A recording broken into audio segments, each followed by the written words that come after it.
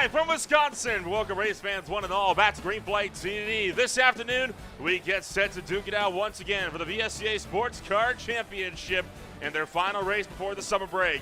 Welcome to Road America and to the JRT Summer Sprint. My name is Ola Rembo, bringing you all of the action this afternoon alongside Austin Edstrom. And boy, what a race this is going to be. 2 hours and 40 minutes getting set to kick off from this beautiful 6.4 kilometer, 4 mile facility. It is one of the biggest tracks we go to on the calendar and should be one of the most exciting as well. Yeah, Road America puts on a good show every single time we come around this place. I haven't seen a multi-class race here in a hot minute, but I think that this is going to be absolutely exciting. A lot of long straightaways to get, a good chunk of the passing done, so you don't have to go too crazy. But if you do catch somebody in the middle of Sector 2, coming around that carousel especially, it could get a little bit hairy coming towards the kink with the faster class cars coming through. So a couple different trouble spots to look out for. There's going to be some pretty crazy dive bombs coming down to this corner right here that you're looking at, Canada corner. But we're going to jump to our points real quick. Take a look at that GTP field with Mayor Sim Speed Performance up at the top by just about 100 points over Hack Racing. Right now, MSP have been the team to beat as of late in your GTP category. Composite Performance, after being DQ'd out of the Circuit of the Americas race with that win, with that strong performance, I should say, at the Glen, they're able to jump their way back up to 5th, but still sit 500 points out. The championship fight still not over. They got the opportunity to try to power back in these closing few races. 3 will remain after this afternoon. Looking down to the LMP2 standings, Going Racing remains at the top by just over 100 from Rising Panda Racing, but Rising Panda have been slowly reeling that gap back in. Could we see Gowen's dominance in the LMP2 category coming to a close? We very well could be, and you never know. We've still got a handful of races to go in this season, about to get into the summer break after this race. So looking forward to seeing if Rising Panda can get that championship lead down ever so slightly before we do jump into that break and see if they can come back fighting at the back half. Fisher Motorsports remain 1-2 in GT Pro, but they have flipped around for the 3rd race in a row. The number 84 car now sits on top of that number 44 entry. Kinetic trails behind in a distant 3rd, seeing what they can do to get themselves up and rolling. RPM Racing still sits 4th. The DS Racing have dropped back to 5th. But right now, the big eyes are all going to be on that battle for your GTM battle at the moment. Screeching Moose Motorsports has had a dominant charge, and they are continuing to look to be the drivers to beat. And while 2nd place is trailing distantly, look at the battle for 3rd. Firestorm, Full Send Racing, and MSP separated by just 7 points. When you can score over 100 points in one race, that's impressive to see a points gap that tight. Yeah, they're all within 7 for 3 positions, but you can't count out Often the S's Racing in 6 or Digital Chicane's number 93 in 7th. Both of those teams could take that 3rd position by the end of this as well. So the point standings are still looking tight as ever, except for the GTM race lead. But right now, you've got qualifying very much underway, and a good host of drivers still looking to put down some final lap times with about 1 minute and 20 seconds left here in qualifying. Now, Austin, one of the big stories I think coming in today is, of course, going to be the kink. Oh boy. You want to talk about a sketchy place to lap cars? That is a sketchy place to lap cars, is in that kink, the corner leading up towards Canada corner. And they were making it pretty darn clear in the drivers meeting just a little while ago. If you go for a late lunge and then trying to lap somebody, even if there's no contact, if the car you're lapping crashes because they had to go evasive because of your late lunge, you could still be found at fault. Yeah, if you're one of the faster cars coming through the kink and you don't have any overlap before you get to the turn-in point, you've just got to wait ever so slightly. You're going to be able to get on the throttle better. You're going to be able to turn off of the exit of the corner better and get down to the inside for Canada corner. And to be fair, you're going to make the pass before Canada corner. So just a little bit of patience is going to be needed at times through that section of the racetrack. Pretty long racetrack, so I don't think we're going to see too many people get caught there, but it's still going to happen. It's absolutely going to happen multiple times tonight over the course of a 2 hour and 40-minute race. We're going to see a couple close calls, especially through that corner. It is just so tight, so treacherous, and well, with the multi-class racing, I mean, that always throws in a loop. It is going to be wild figuring out what we're going to be able to do here throughout the course of the racing action here this afternoon. But before we get to all that, we got to see how everything's going to line on up. So let's take a rundown for your starting grid this afternoon. for the JRT Summer Sprint. Started on pole, it is going to be Pedro Vargas for NGC Esports team. I believe that's going to be their first pole here of the season. Patrick Fogle for competent performance brings it up in the number 2 spot. World of Sim Racing's Danny Fonte is in 3rd, with HJC Racing down in 4th. Team Hardcore is in 5th. GS Racing Esports team down in the number 6 spot. From there, you've got Jordan Erickson, Ricardo Santos, Gabriel Peckley for Bravo Shatton. MSP brings up the top 10 with Grizzly Motorsports and Fisher Motorsports to round out so far the 12-car GTP field. Looking over to the LMP2 field, Ryan Ware for Rising Panda Racing leading up the LMP2 cars. Luca Harmoning in 2nd, Travis Linscomb Hatfield in 3rd, Damian Benke in 4th, Garrett Spence in 5th, Nicholas Gowen in 6th, 7th is Michael Simpson with Rain DeBoer in 8th, Chris Cadiz in 9th, Jason Arnsberg in 10th, and Andy Manfield rounds out the 11-car LMP2 field. Moving down to GT Pro, you've got Bruno Carrera for DS Racing Esports team started on pole. Jeremy Littleton, that's still new. Vulture Motorsports GT Pro entry is in the number 2 spot. North Sim Racing for Piero Leon brings it up in 3rd. Stefan Knowles for Fisher Motorsports is in the number 4 spot. Hugo Oliveira is down in the number 5 spot for Delta Racing. GS Racing Esports is in 6th with Neil Middleton in 7th. Marco Pereira is down in 8th with Mark DeBoer for RPM Racing in 9th. Kinetic Racing's Vincent Libier will bring up the top 10 with Florian Eigner bringing up the 11th spot here.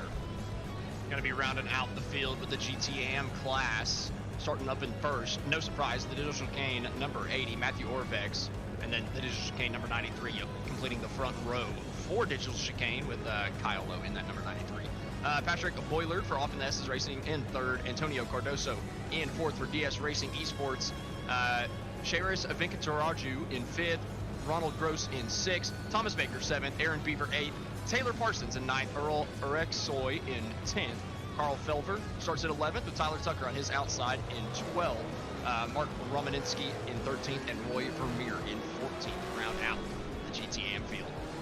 So all drivers are set. You see the field rolling off for a long pace lap around the Road America circuit. Only one driver will fail to start this race, and that will be Patrick Boylard, the Off of the S's Racing number 83 Ferrari, is going to be having to start this race down from pit road. Not an ideal start then for Boylard, as that Off of the S's Racing Ferrari is going to be down at the tail end of the field with that pit road start.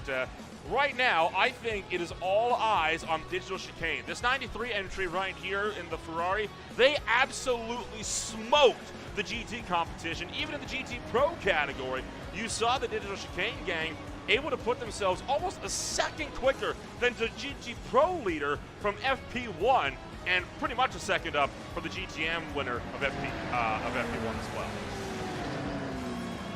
It's a long track. It's a track that you can kind of see those gaps show. You know, we went to Watkins Glen a couple weeks ago.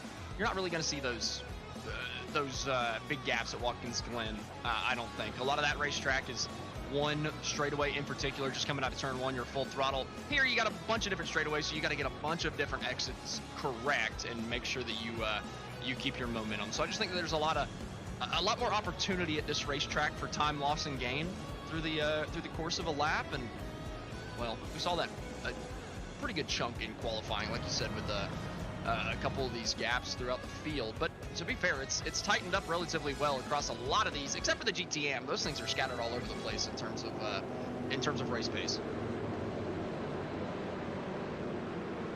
Yeah, obviously race pace can differ dramatically, and so far, I mean, it's tough, right? Because Digital Chicane, again, running 1-2 in qualifying right now, and right in the midst of the GT Pro with a healthy buffer back to 3rd. It's a shame, right? Because, I mean, this is very much a team that could find themselves in contention for the GTM Championship right now. It's Screeching Moose Motorsports. They could, and they should, be right up there in the fray, but it has just been bad luck bears for that team ever since the green flag of the 24 Hours of Daytona, where they got spun around in turn 3. It has just been a never-ending barrage. The fact that they are so far in the standings, I think it's a testament to their spirit on never wanting to give up the fight, even when it all seems like it's going, well, down the tubes. I don't know if I've ever seen the bad luck bug bite harder than it has bit both the Digital Chicane cars so far this year. And to your point, I can't believe one of them still sitting second.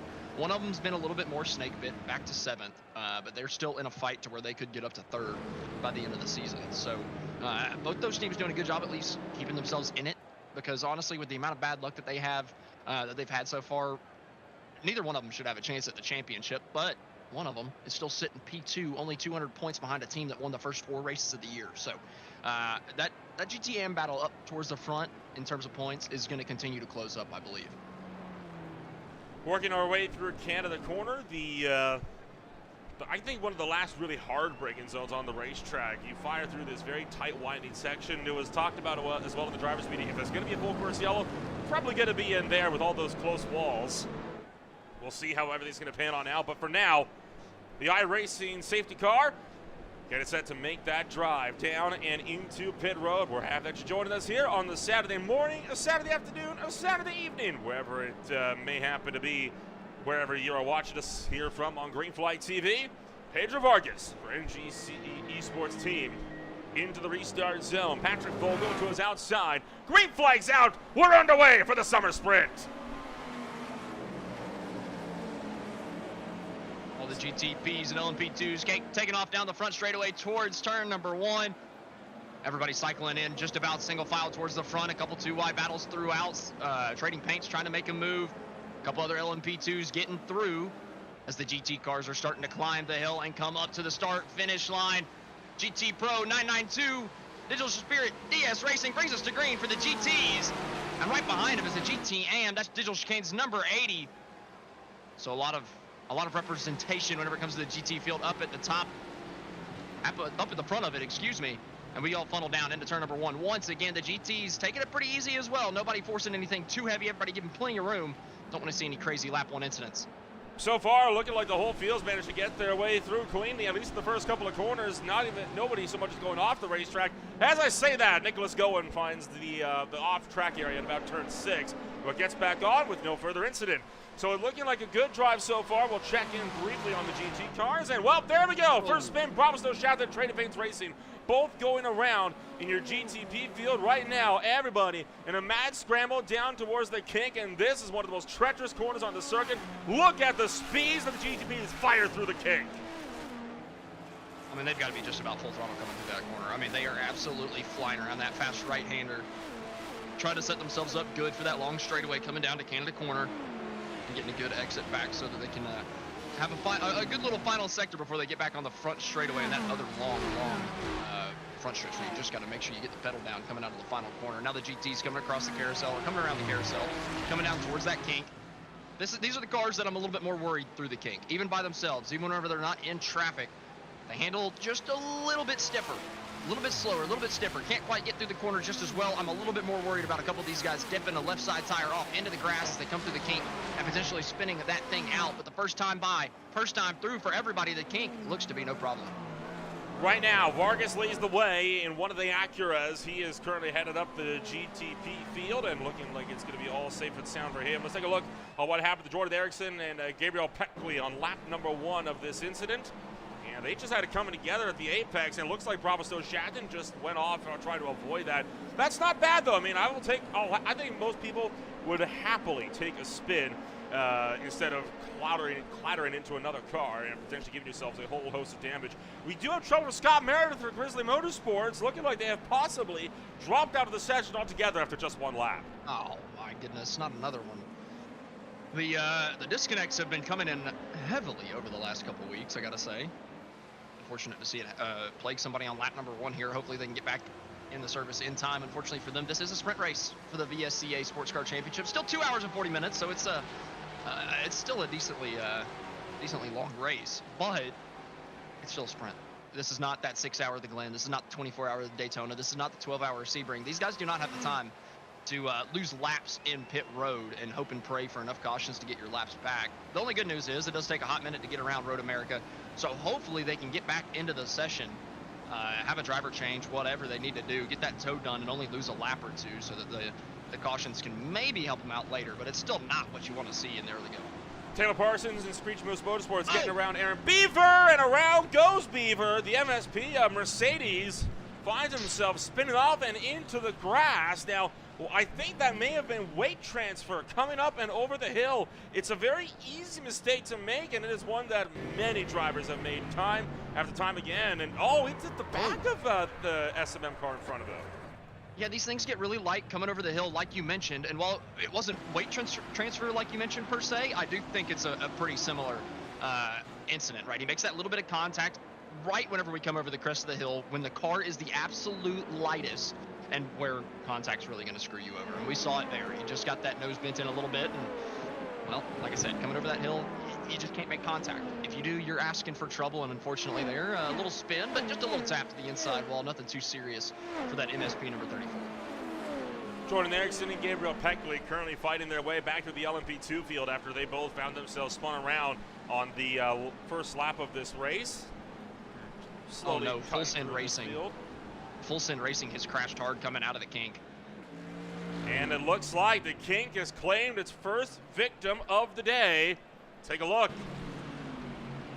Too much curb on the inside, got twitchy on the exit, tried to correct it, overcorrected, and that's a nose into the outside fence. You're right, that is a hard lick, and that's it's one of the hardest licks you can take into that fence. Now, the damage is repairable. I think that's the good news. Will we see them down in the pit road? That's the big question right now.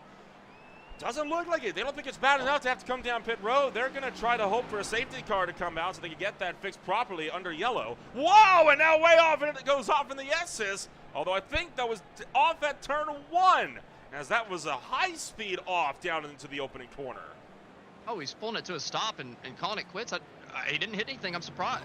Oh, wow. Oh, dear. wow. Well, that's not what you were hoping to see early on. Was that the MSP car that just it was. That just spun himself out earlier? It was. That was the 34. And it looked like he pinched him too heavy onto the inside of turn 1. That looked pretty straightforward. And now Garrett Spence losing control. He just caught too much curb off the final corner. So we'll keep things with these battles here right now.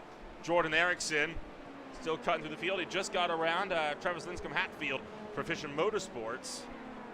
And right now, Fisher running 4th in the LMP2 field. A lot of these battles in the prototype started to break apart early on for the GTPs. The LMP2s, you got 4th, 5th, and 6th that are still packed up line of stern. The battle for the lead is on as well, with Luca Harmony for GAC Racing Esports really hounded the gearbox of Ryan Ware.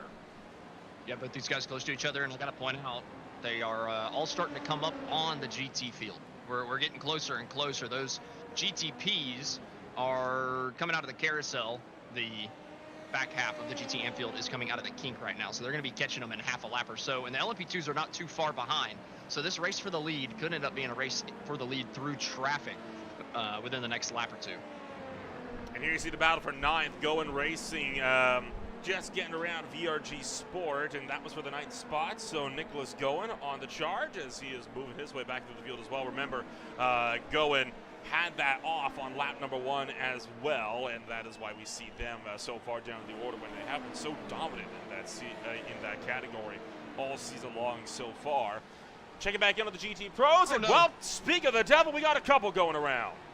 Fisher Motorsport, Delta Racing, Dogs on Web Racing, all of them through the dirt, spinning around.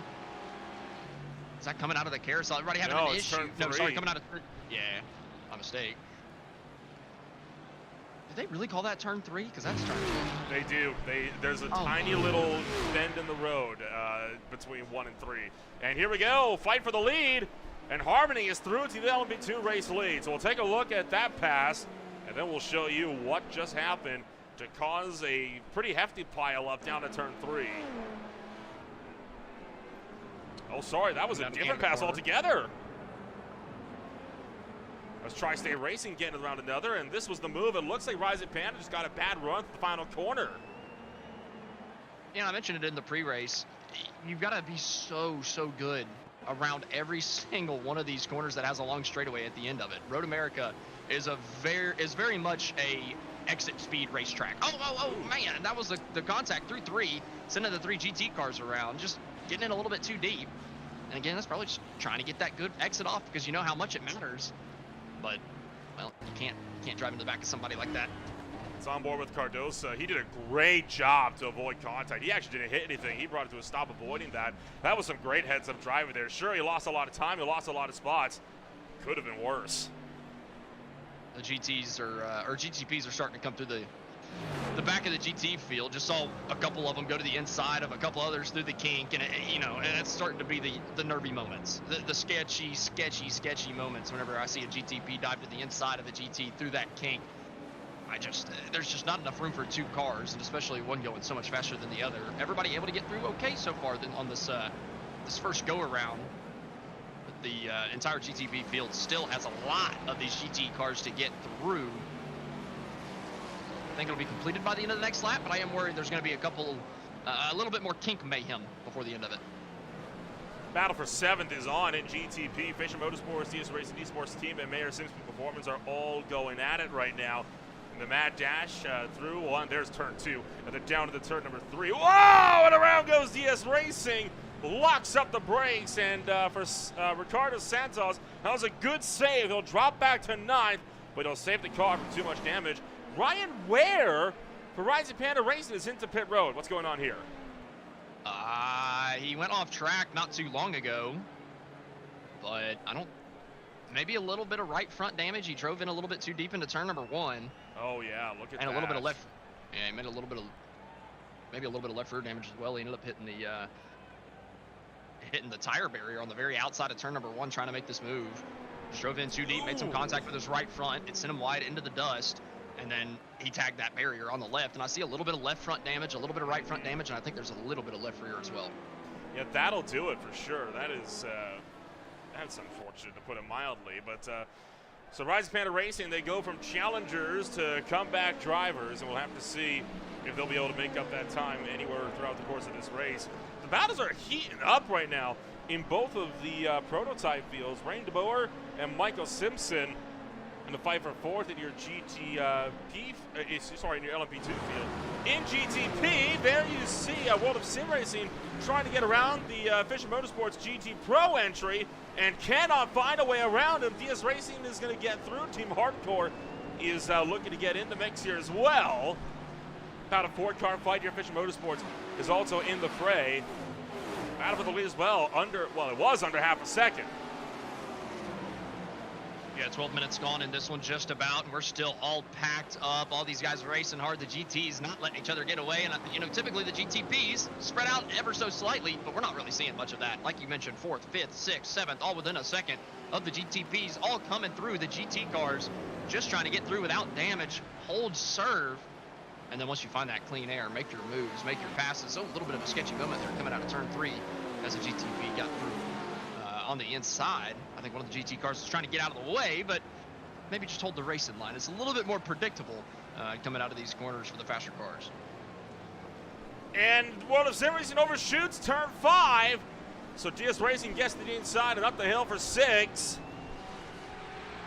DS Racing going to get through, so Pedro Espadina is into the 4th spot, and Fonte is going to have to drop back to 5th and try to bounce back. What can he do now that he's in the clean air?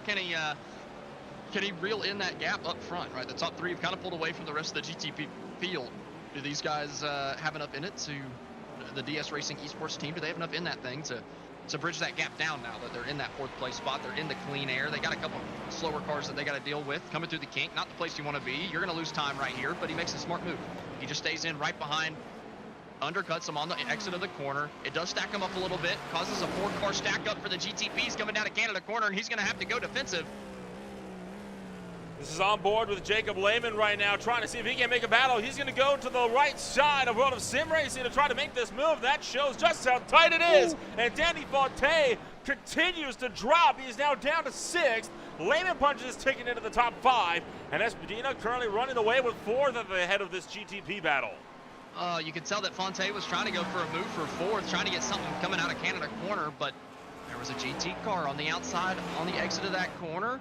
Lehman got the better run coming out, undercut him, and used that GT as a pick and picked up that spot. You're going to see that plenty of times through the slow traffic today. Close contact between a couple of the LMP2s.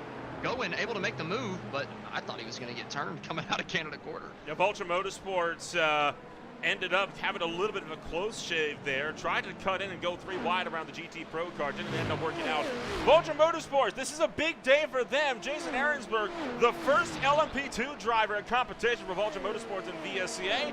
They just finished all of the registration requirements for that team earlier this week. So Vulture Motorsports putting their first LMP2 entry onto the grid. They right now run in 8th place out of 11 in your LMP2 field. Garrett Spencer, Tri-State Racing, is into pit road. Yeah, a couple early pit stops. I'm not quite sure what happened to Tri-State Racing. Why would they be coming in so early? I don't think that they've had. Well, there was an issue a couple laps ago coming out of the final corner. Actually, now that I'm checking it out, he spun out of the final corner a handful of laps ago. Lap number 3 was when it happened, but there was no damage. He didn't hit anything. So I'm surprised to see the 321 come down. Possible strategy call for that car. Remember, there have been some BOP adjustments for this race. All cars are now down to 70% fuel tank limitations now entering this race here this afternoon. And that could very well be impacting the strategy that we're seeing, except for the Delaras. The Delaras currently have 95% fuel tank capacities. Everybody else is up to 70. So could that potentially be part of what's causing this? We're checking on the GT Pro battle. This right now is for 7th, just ahead of them. You got the fight for 4th. Yeah, side by side coming down into Canada corner. GSE on the inside, taking that spot away from Torque Freak. Sorry, Torque Freak taking it away from World of Sim Racing. My mistake. Coming down to the final corner. What you don't want to do is kind of be in the lead coming down to this front, or coming down to these straightaways, right? You want to have the draft in front of you. Unfortunately for Torque Freak, they make that move, and now they've got, they're kind of on the back step. They got a good run coming out of the final corner to where they may not be able to make a move, but it's worrisome. You take a position from somebody and you don't have anybody right in front of you, or within a second gap, and you don't have that toe. You're always worried about that move coming back at you before you get down to turn 1. But Torque Freak had a good enough exit coming out of the final corner, didn't make any mistakes, and they're able to hang on to it all the way down the front straightaway, coming down to turn 3. See if they can do it again down the longest straightaway the second longest straightaway coming down to turn 5. 3-way battle. Torque Freak Racing, World of Sim Racing team, RPM Racing, and Kinetic Racing all in the line in the battle for the final spot inside the top 5. Neil Middleton heads the way from Marco Pereira, Mark DeBoer, and Vincent Levy are also in the mix. Here comes the Fisher Motorsports LMP2 cutting through, and that will give Torque Freak Racing a lot of breathing room. That was an optimal place for him to see his competitors get lapped just behind him. A lot of these GT cars kind of stacking up, and well, the faster guys are trying to get through. A little bit of a roadblock for these LMP2s that are trying everything they can. Man, getting squeezed out, coming down into contact between a couple of them. That's going to send the LMP2 off the racetrack, 3 wide. Couple GTs fighting for position for 5th. It's not what Tri-State Racing wants to see, though. You don't want that contact with a slower class car. Tri-State Racing's sister car, the 333, really flirting with the grass strip on the exit of the carousel there, down into the kink. It's going to really break out both the battle for 7th in GT Pro and the battle for 4th in LMP2. That was all a massive battle trying to slice its way through. The Tri-State race cars running 4th and 5th right now, and then Scours this Racing, the one that was tagging on just a little ways behind, and they are now starting to break off pretty significantly. Vulture Motorsports under 5 and going racing still. VRG Sports still under pressure. Haven't checked into the GTMs in a little bit. For the GTMs, surprisingly, they're the class now that hasn't seen too much action this afternoon. Right now, the closest battle for position in their class is 1 for 6 between Real Pixel Motorsports and DS Racing Esports team. Yeah, the GTM guys fighting hard. They had to start all the way towards the back of the pack, and unfortunately for them, that ended up being way further back from the race leaders of the GTM field than you would normally see, with the 80 and the 93 both qualifying up in the top 4 of all GT cars.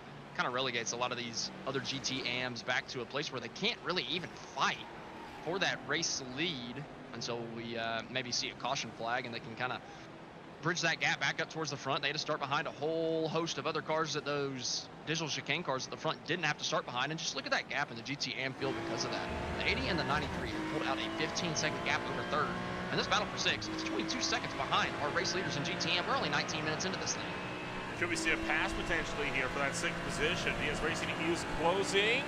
They're going to make the lunge. They're going to go for the lunge. down to the inside at turn 6.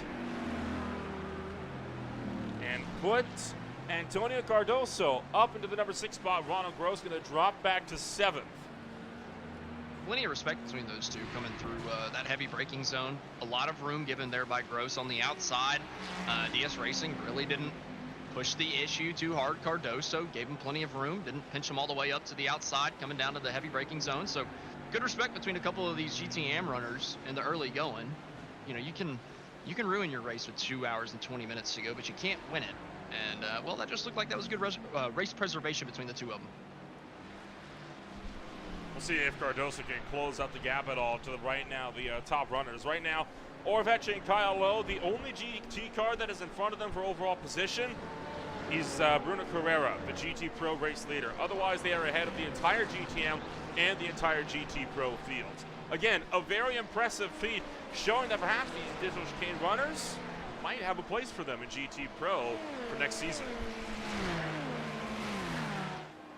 I'm telling you, I really think that digital chicane number 80 has a chance in the Drivers' Championship. I believe that that's the one sitting second. If it's the 93, then that's the one I'm talking about. But I'm pretty confident it's the 80. They've got every chance in the world to pluck off that top spot from Screeching Moose Motorsports. The only problem is Screeching Moose is just the most consistent team, right? Even if they're slow, they somehow finish up in the top 3 inexplicably. And whenever they're a third-place car, they win the race. So digital chicane just kind of has to mind their manners, don't make any mistakes, because they're clearly the 2 fastest cars in the GTM field the last couple of weeks. They just got to continue to keep their nose clean, and I think that one of them are going to have a shot at the championship. Battle is on for 6th.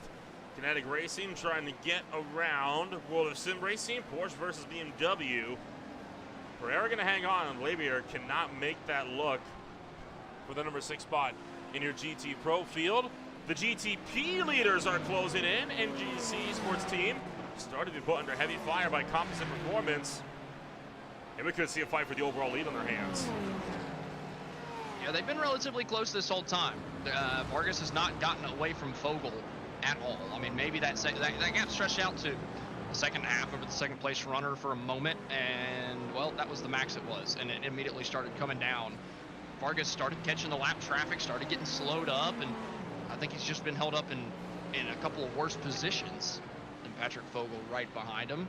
And Christophe Demay is not too far back either in that third place spot for Hack Racing. So top 3 for GTP, all relatively close to each other, and here they are coming through the slower traffic. This is not what you want to see coming up to the King. No, not entirely, is it? It's not ideal when you see this. Oh, that's going to be tight! And Fogel makes the move for the lead. Now he's caught behind Rising Panda Racing in the King, and Patrick Fogel, just like that, snipes the lead away from Pedro Vargas. Oh, man. It's kind of what I was talking about. You don't want a car to get out of your way. You want them to run a predictable line. MSP number 34 kind of got out of the way for the LMP2, and that really slowed up your GTP race leader, and he just gave it over to Composite Performance. That's the ebbs and flows of multi-class racing for sure. You saw there as well how much the Acura twitched on the brakes. He was... Your race leader just had to go through the dirt. He might have made contact with the Ferrari getting by. Earl Orixoy just drifted left in the middle of the straightaway, just about took out your GTP leader. We'll jump back. We'll have to jump a little bit further forward if we don't have the whole event.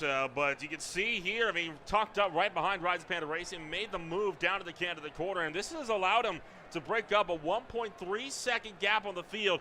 Coming up on Ronald Gross and Full Send Racing. That was a close shave in of itself with the Lamborghini, but I think it was with the Ferrari up the road where this just about went sideways.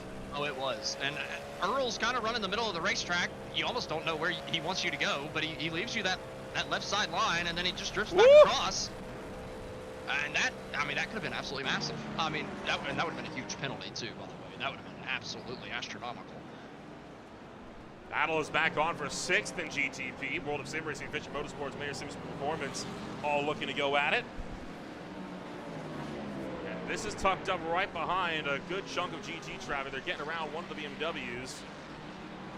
They're trying to battle it out with the MSP Mercedes just in front. And looking like this is a group that's going to get itself relatively sorted. They're going to go around the outside of the carousel. right between these two coming down to the kink. They got some GTs in front of them. Going to be side by side coming in, putting off the exit for that 7th place runner of Fisher Motorsports. Not going to be able to get quite as good of a run coming out of the kink. Just going to have to kind of regroup. GTP leaders are also fighting through lap traffic coming back on the lead, or onto the main straightaway. I mean, just everywhere you look, it's GTPs, it's LMP2s coming through the slower GT traffic. It's honestly a little, two wheels into the dirt, skating it across the exit the entire way. Good job hanging on to that, to be honest. And Firestorm Motorsport did the same thing. Was it Rising Panda the first time, and now Firestorm just trying to do their best impression a couple seconds later. Battle for 4th remains, but Espadina starting to break away with this battle. Right now, LMP2 is broken apart for the most part. The lone fight in LMP2 right now is for 7th between Vulture Motorsports and Go-In Racing. No surprises there. They said 0.4 of a second separated for the time being, and right now, Vulture Motorsports, I think they're doing a good job in their opening round in the LMP2 field for Vulture. They're really proving that they've got what it takes to stay off the bottom steps here. Yeah, they're not having a bad initial race, right? Their first race in the series for their LMP2 entry. Doing pretty good up in the 7th place spot. Not really making any mistakes in the early going. Keeping themselves in this thing. Just giving them a chance coming to the end. Back onto the front straightaway. Vulture Motorsports still hanging on. Go-In Racing trying to run them down. That's your points leader in the LMP2 field. Had an off week in Watkins Glen. Got caught up in a couple incidents. Lost a good chunk of points. They recovered for a decent 6th or 7th place finish, I believe. But at the end of the day, a lot worse than what we've become accustomed to seeing from Go-In Racing. They're trying to put themselves back up one more position. Go into the inside, not able to find it. He had an off-track excursion earlier in the race. That's why he's back down to the 8th place spot as it is. But luckily, a little bit of damage mitigation compared to the Watkins Glen incident that we saw them get in. Yeah, that really was the mother of all incidents, wasn't it? And a few days after, we did get confirmation that was the biggest crash in VSCA's entire league history, which that's impressive. I think the official car count, it was either 23 or 25. It was somewhere around there, which is why we see everybody kind of situated where things are right now. So you got battles going on for 6th, 7th, and 8th. Vincent Olivier and Marco Pereira. They're both going at it for the 6th spot in GT Pro. And this is two Porsches trying to gang up on their BMW brethren. Here, Kinetic Racing trying to take the spot, trying to hang on from RPM at the same time. Stuck in a little bit of a sandwich here. You never know exactly what you want to do, what you need to do to hang on to your spot while also trying to pick up a spot. You know, if you make the wrong move, you go back a place rather than going forward a place. That was a choice. That was, I probably wouldn't pull back across the nose of a GTP, but luckily it worked out. Yeah, I guess. That was, I mean, it could have been worse. So that was a choice for sure for that move. That's all I'm going to leave that one at. Nobody died, so we're okay. Yeah. For now.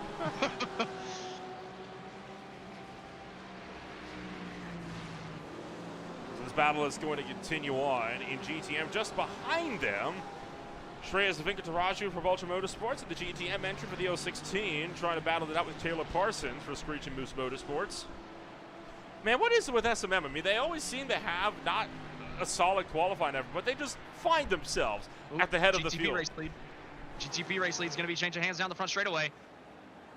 The 15 got a bad run coming out of the final corner, and Pedro Vargas is looking to the inside. He's got the speed, and he's got the position. He's going to clear him before we even get down to turn 1. And that was just a mistake from the 15 coming out of the final corner. Just dipped 2 wheels into the grass. Got that thing slowed up, and we're seeing one of the GTP cars coming down pit road. 2 of them. Only 28 minutes into this thing. Is this the new fuel limit coming into play here? We'll have to see. Team Hardcore Fisher Motorsports both into pit road. While all this was going on, there was a pass for 3rd in your LMP2 field. Fisher Motorsports got a little unsettled on the curve. Rising Panda Racing said, Tri-State Racing said, I'll take that. Thank you very much.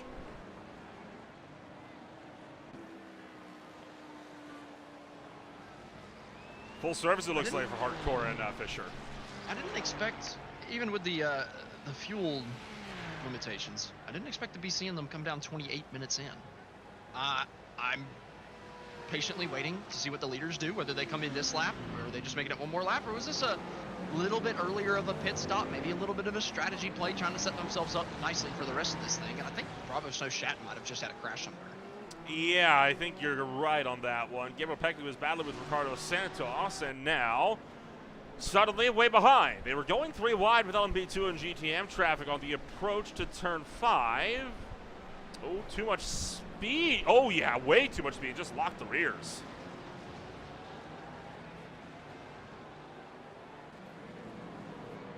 Easy mistake to do, I can tell you that. Those faster cars, man, if you just get on the brake a little bit too heavy, there's just no safe in it. It's just so strange. You're offline a little bit in a weird position. If you just drive in a little bit too deep, you're really asking for the worst. Luckily there, a lot of runoff there for Bravo Snow Shatton, so that 50 is going to be able to stay in this thing and not, completely put themselves out. But Espadina from 4th in the GTPs, he's coming down pit road. So another one of the GTPs are coming down pit road, so pit window does look to be open. Jason Burney is in as well. So the MSP number 3 entry is in. Ricardo Santos for DS Racing is in. Pit road looks like it's about to get to be quite the busy place. We had 8 past Carl Felber getting around Mark Romaninski.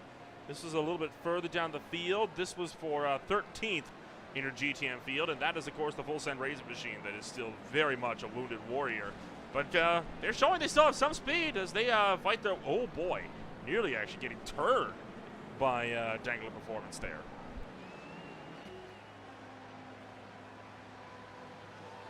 A lot of tight racing, and it's still tight up at the front of the GTP field. The front two for the GTP cars have not let each other get away. They have changed this lead back and forth coming through the carousel. You got to expect that they're going to be coming down pit road relatively soon. What are we looking at for the pit road sequence for these two? Do you take the tires? Do you just take the gas? We're seeing most of these GTP cars taking tires as well. So I assume it's going to be relatively straightforward, but you never know whenever we could see one jump the other. And I got to be thinking that they're coming down pit road this time with how much or how early all the other GTP cars have come down pit road. We have to watch them coming out of the final corner. Do they make that peel over to the right side of the racetrack? Looks like both of them are going to be coming down. Yep.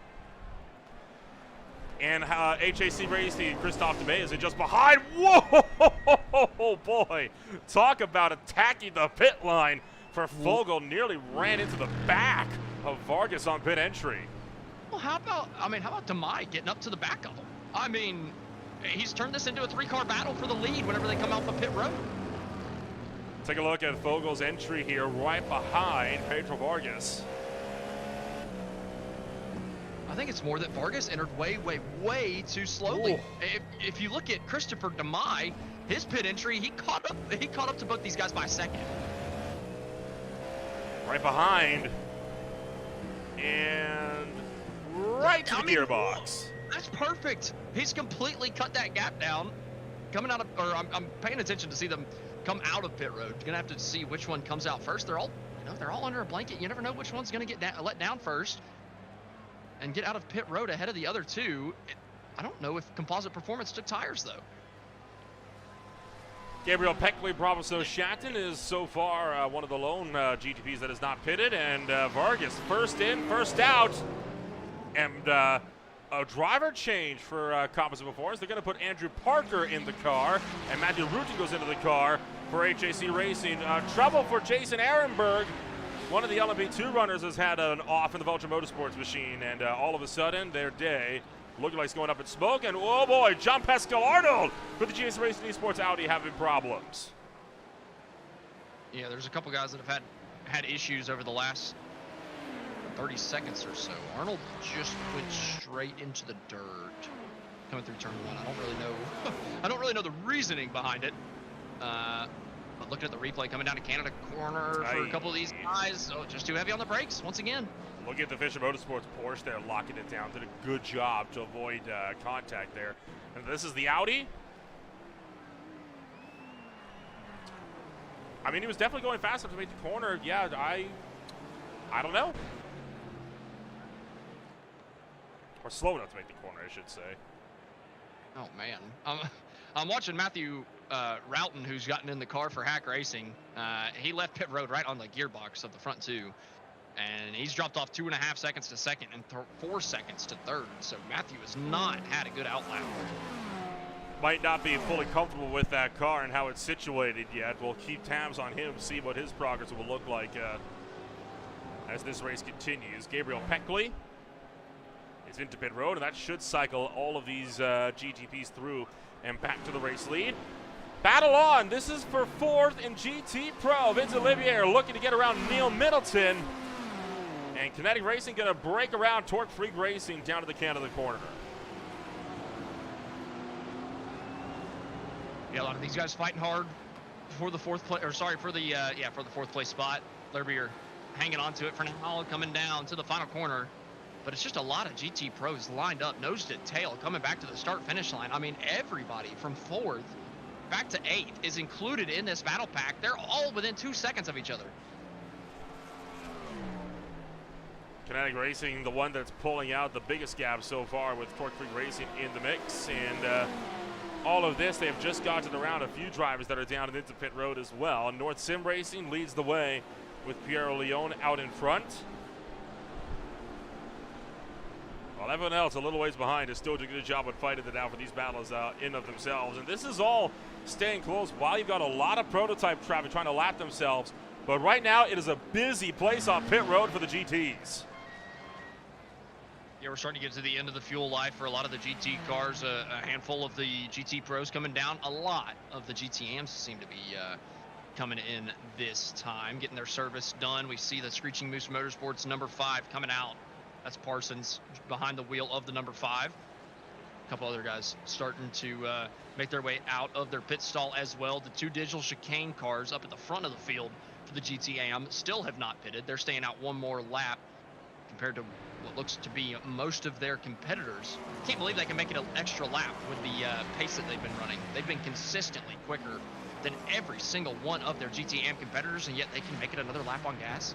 I don't believe it. They know what it takes to get these cars up in victory lane. They've been trying to do that all season long. Again, it's usually just stuff that is not even of their own doing that falls their way to find themselves down and out of the fight.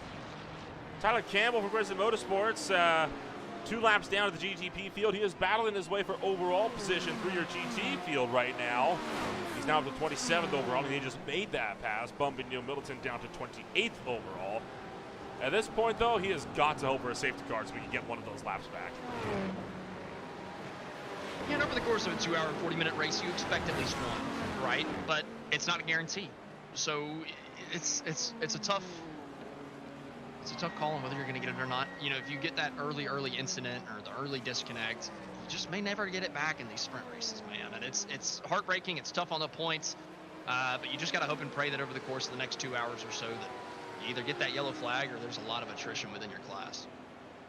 Michael Simpson for Tri-State Racing is in, so is Jason Ehrenberg for Vulture Motorsports. Both of those drivers are in, and whoa, boy, look at the right front of that Vulture car. How long has that been there?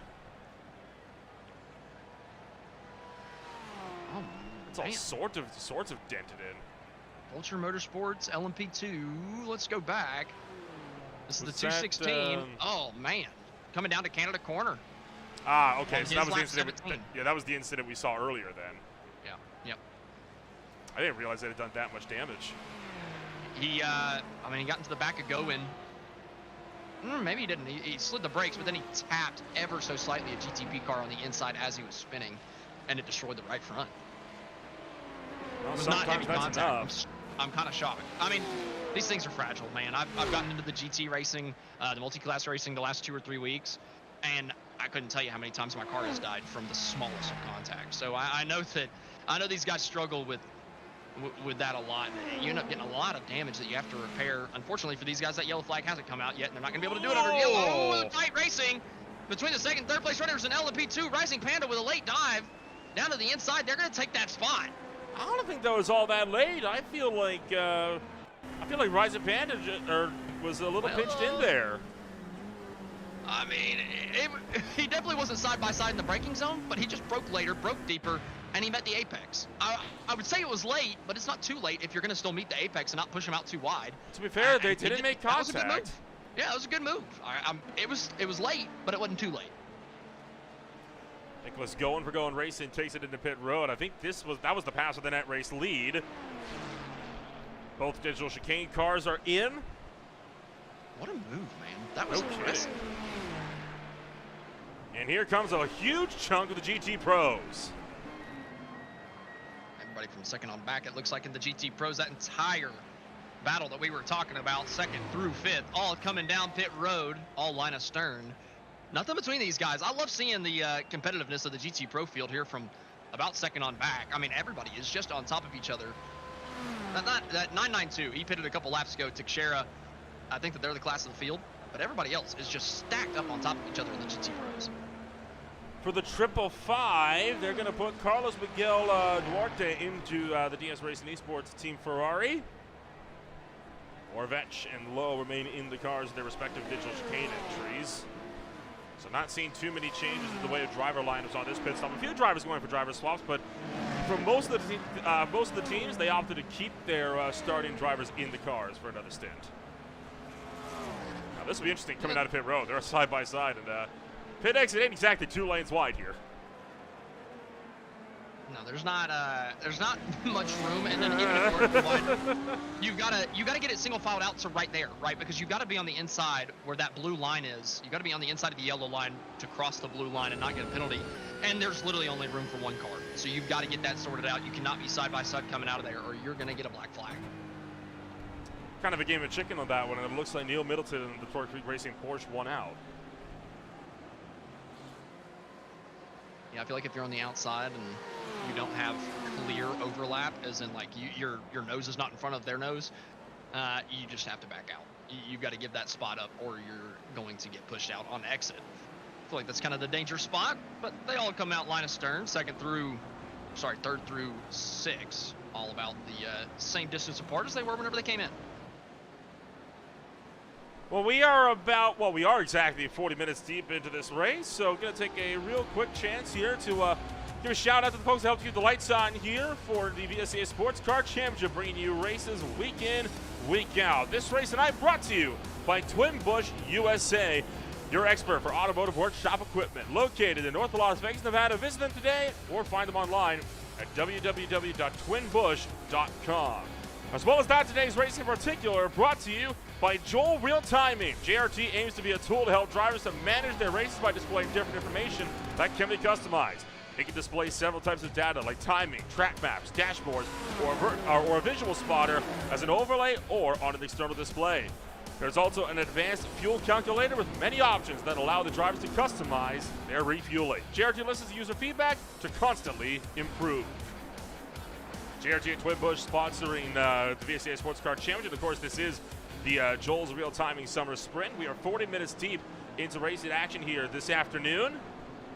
And the battles are still going nowhere, including the fight for the lead in GTM. But I don't feel like this is really a battle right now. It looks like the digital chicane cars, they're more focused on working together. Yeah, I don't think that they're fighting whatsoever. Even if the 93 got up to the back of Orvex, I don't think that they would really be fighting too hard. I think the only way he passes them is because Vision 1 Motorsports has just dropped out. Oh, no. That's your third place LMP2 runner. And they are not coming back. My word. The disconnects, man. The disconnects have been bad. And here we see the battle for second. Composite and HAC going at it right now. Division 1 does pop back in right at the last second, but these guys side by side, they're about 3 corners. And at the end of the day, Parker hangs on. This is what is surprising to me. Coming down pit road, all 3 of the GTP leaders were on top of each other, right? We saw Hack Racing close up the gap as we watched the replay of them go side by side. Hack Racing closed up the gap to the front 2. These 2 that you see battling, Composite and Hack Racing, they're the 2 that changed drivers. The leader in NGC did not. Pedro Vargas still behind the wheel of that thing. These 2 that changed drivers, they've lost 10 seconds. 10 seconds. Is it taking them that long to get acclimated to the car, or are they just that much slower than Vargas? I think it's just car acclimation. That, and of course, you have a lot of traffic you're dealing with where these guys are at right about now. I would not be surprised if we saw NGC dropping off on pace a little bit once they get their driver to the car. That does tend to happen. And a position swap for the digital chicane cars. Kyle Lowe goes around to get around Matthew Orovech and put Kyle Lowe, the number 93 entry, into the race lead of GTM. I really didn't expect to see these guys challenging each other, but I guess if the opportunity presents itself, you might as well take it. And they're still staying out on the racetrack, by the way. They have not come down pit road. Yes, they have. Yes, they have. I am stupid. They came down they came down about 4 laps ago. Yeah. Well, it was 2 laps ago, but it was. I mean, they haven't come down for a second time. I said it, and then I looked at my my overlay, and it said stint 2 laps. I was like, okay, well, that was literally 4 minutes ago. Yeah. We even talked about it. I'm gonna say it was. No. Don't tell me that. I'm gonna tell myself it was during the Tony Bush announcement, and that I was disconnected during the ad read. Even though that's false information, we're gonna go with it.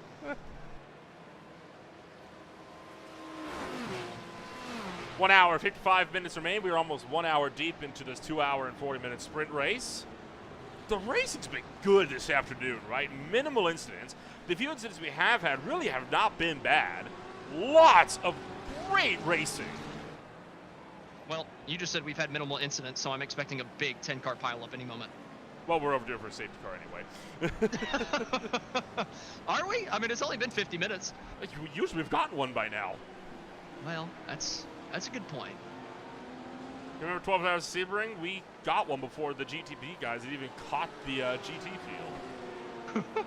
Well, yeah, but there was a good, 3 or 4 hour stretch in the middle of that race where we didn't see one? I think almost 5. Oh. It was nearly half the race we went without one. Oh. And that was right around when all that rain started to fall, which was just glorious. Oh, man. I wish we had rain here tonight. Oh my gosh, we have rain here tonight.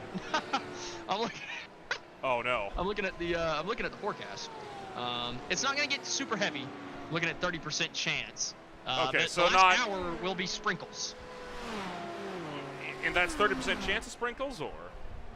Well, I mean, like, whenever I see 30% on the iRacing service, I think that means you're probably getting rain, but it's going to be light, is the way I kind of look at that. And I do see some blue popping up on my radar. So I don't think it's going to be heavy enough to bring these guys down pit road to put on wet tires, but you could start seeing some loss of grip through some of these corners and see a lot more mistakes with the dry tires being on a wet racetrack, especially if we start seeing some puddling up on some of these apexes. Looking at the rain, it looks like it's going to be starting in about half an hour. I love how you say that, and all of the onboards we're showing so far, there's not a lot of clouds in the sky at all. No. It's mostly blue, so this is definitely coming in later into the game. But I mean, right now, it's coming from the direction of the carousel too. So you come out of that. Okay, so it's probably might be obscured by trees. Exactly. So take a left out of that left-hander coming to the carousel, and if you look up right there on the onboard, you might be able to see some cloud cover coming. We need to stop before we become like Liberty Media and just make up the existence of rain. I'm not making it up. I'm looking at it. It says overcast, 30%. So it's not guaranteed though. It's not a guarantee. But it's a possibility, and that could possibly throw a loop or throw a wrench into the strategy play, throw a wrench into this race as a whole. You never know. Roy Vermeer and Ronald Grosch currently in the battle for 7th place in GTM.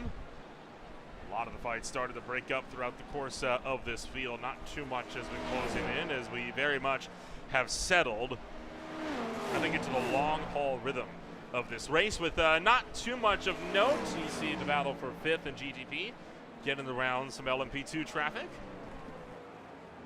Doesn't it look pretty dark back there a little bit? I see some fogginess. Darker clouds. I think it's more the heat haze. Well, maybe a little bit over there. I can see what you mean. To the left a little bit. That's where it was coming from. Yeah. So we'll see. In about half an hour, we might see some sprinkles on the windshield and see some. We'll double check some slippery conditions.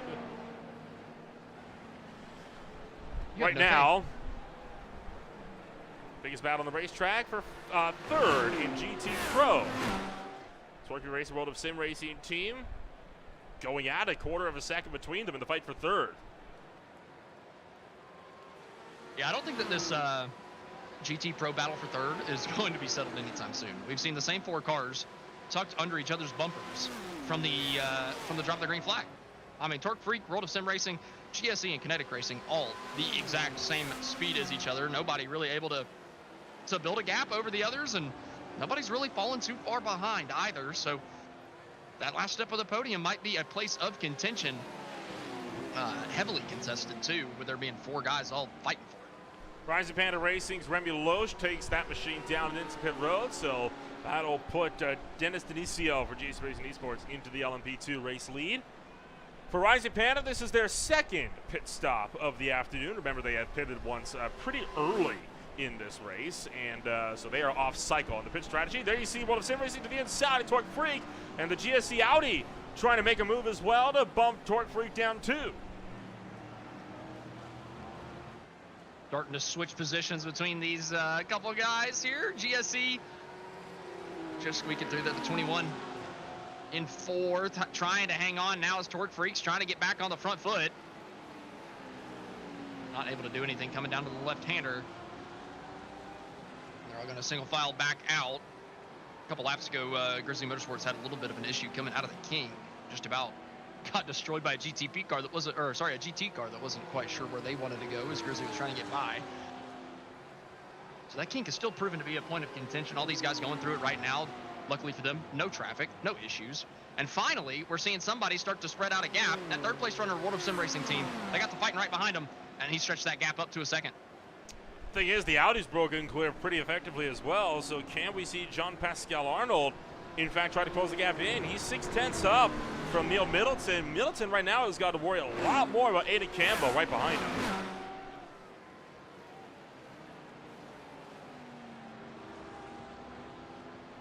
And Arnold's pulled it away from this fight pretty consistently as well. Yeah, I like how basically a lap after I was talking about how this is going to come down to the wire because these 4 seem to be the exact same speed. All of a sudden, World of Sim Racing team picks it up, goes a second, 1.2 seconds ahead, and then the 5th place car, or the 4th place car also starts stretching out the gap over 5th and 6th. So, classic. That was an interesting moment. AJC Racing having a huge bobble, trying to avoid running into the back of Composite Performance going through the final few corners. But then when Composite Performance gets checked up by the Real Pixel Motorsport Lamborghini, they're able to start to reel this gap right back in. So they are hauling right now out towards turn number 1. Garrett Spence for Tri-State Racing is in for their 2nd stop of the afternoon.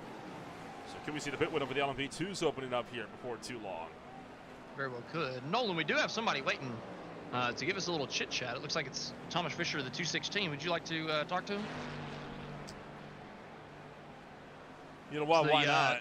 The initial entry for the Vulture Motorsports LMP2. Why not? We'll bring in Thomas Fisher here for the Vulture Motorsports LMP2 machine. For this team, it is it was looking like a strong start, and unfortunately, it has not quite gone according to plan. Thomas, welcome to the broadcast booth on Green Flag TV, and kind of walk us through the race so far, and well, what's happened to find yourselves where you're running at right now? Yeah, no, so it's honestly, the race hasn't, other than the small spin that I saw you guys pick up on the broadcast heading down to Canada Corner, the race has actually been going pretty much to plan. Nothing's really gone off, shall we say. We knew that we were going to struggle with pace a little bit at the start. So really the goal has just been, to keep clean. And then come the first round of pit stops, we wanted to sort of build an offset to the other cars, which seems to be working out now. We took tires, whereas a lot of the other cars didn't take tires, and now you're starting to see the 46 and the 321 there have just come in for tires because the left sides just aren't lasting around here right now. You mentioned, of course, the left side tires not lasted at all. Does that does that impact how you have to drive this car over the course of the stint, considering your guys' stints do tend to be quite a bit shorter than a majority of that of the rest of the field? Honestly, throughout our practice and warm up and everything else, we tried various things to try and save the left side tires, which is one of the reasons why we're running maybe a little bit off the pace. We're running with higher downforce, it appears, than other cars, to try and preserve those left sides a little bit more. And but you know, it's the difference is it's not enough to warrant us being able to go on for another stint on these sets of tires, but it improves the pace towards the end of the stint on the tires. So right now, you know, Jason's just focusing on hitting his marks and everything else, and getting us the changeover point, and hopefully, as we've just found out, hopefully get us to the weather. And then once the weather hits, you know, the plan is for me to jump in the car, and then I'll try and push on from there. Overall, you entered this Vulture Motorsports entry for LMP2 at least a bit late into the season, round 7 of 10. What's going to be the game plan throughout the rest of 2024, and will we see it in competition fully in 2025? Yeah. So honestly, the plan for the remainder of this season is just to try and get the team as a whole up to speed. You know, this is not my first rodeo in LMP2s and VSCA. You know, we were endurance champions, and then we lost both other championships on countback in the first series, and then I was racing in GTP in the second series. So you know, the goal now is just, you know, these guys wanted to race in you know, first GT Pro, and then we were looking at an LMP2 entry, and I wasn't originally going to be involved, and then, you know, I got asked to come in and help a little bit for the LMP2 entry. So that's the main goal towards the end of the series. You know, just build up the experience and the camaraderie in the team. You know, make it sure that we're gelling together as a team before putting on a full-on effort in 2025. Well, you mentioned, apart from that one incident early on, things are still going to plan. We'll hope that will continue for you guys. So far, a decent outing. We'll see where you'll be finishing in about an hour and 45 minutes. Yep, cheers, thanks very much. Thomas Fisher for Vulture Motorsports and the LMP2 crew.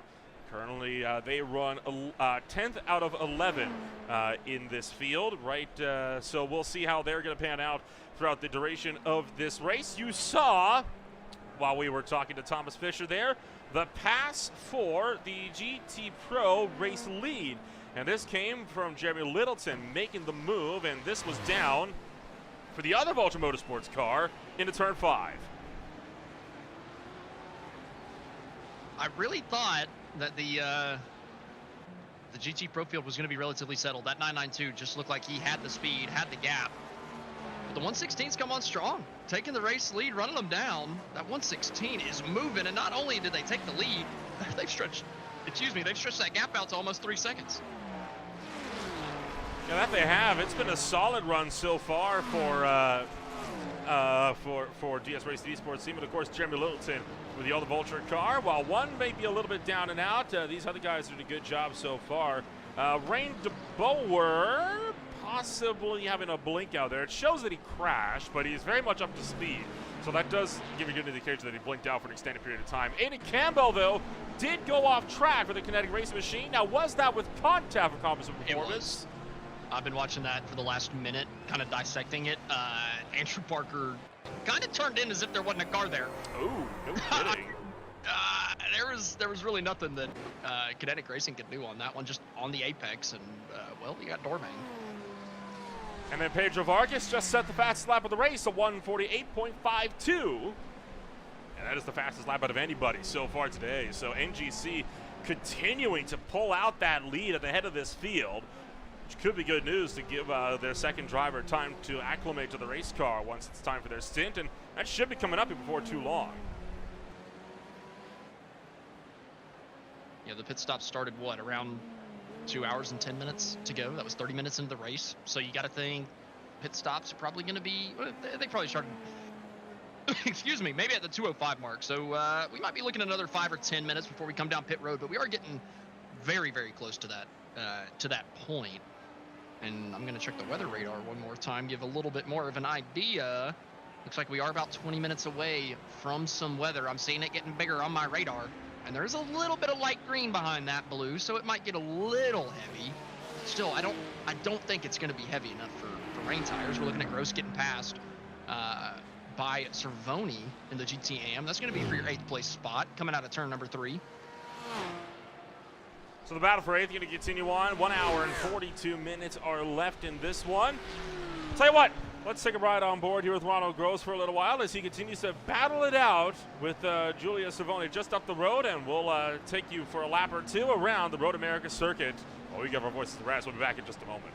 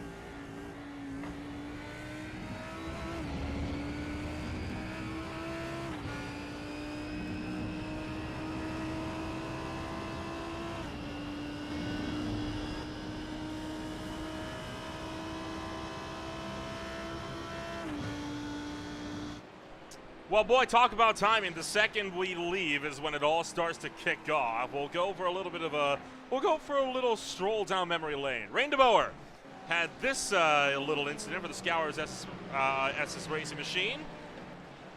And, well, not so much for the incident as it was a scare for the field as he blinks out of existence. What did happen, though, was Dennis Denisio had an off on the racetrack, and this was, of course, for LMP2, and this is what cost him the race lead. Looped it out of the final corner, caught too much curb. Florian Eigner went off the road, and this is one of the GT pros. Caught too much grass and way off into the final corner. And then Firestorm Motorsports, just a few moments ago, having this off in the carousel. Whoa, and he got tipped by the leader. It was a weird situation. It looked like the 29 was widening himself out for the corner, looking like he was going to take more of an outside line, seeing the GTP come through, and I think it just caught off the race leader. Kind of a weird moment between the two of them. Kind of hard to call it for sure, but we're starting to see those GTP guys. They're starting to come down pit road.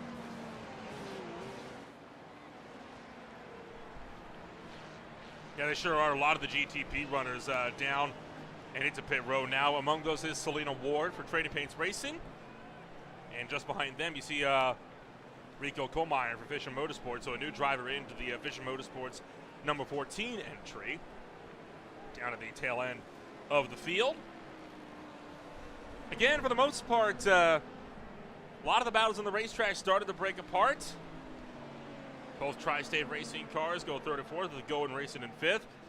Even though it looks like some of the field is breaking apart, we're not going to cut away because evidently, whenever we do that, everything kicks off. So we're going to stay with this with just over an hour and a half to go.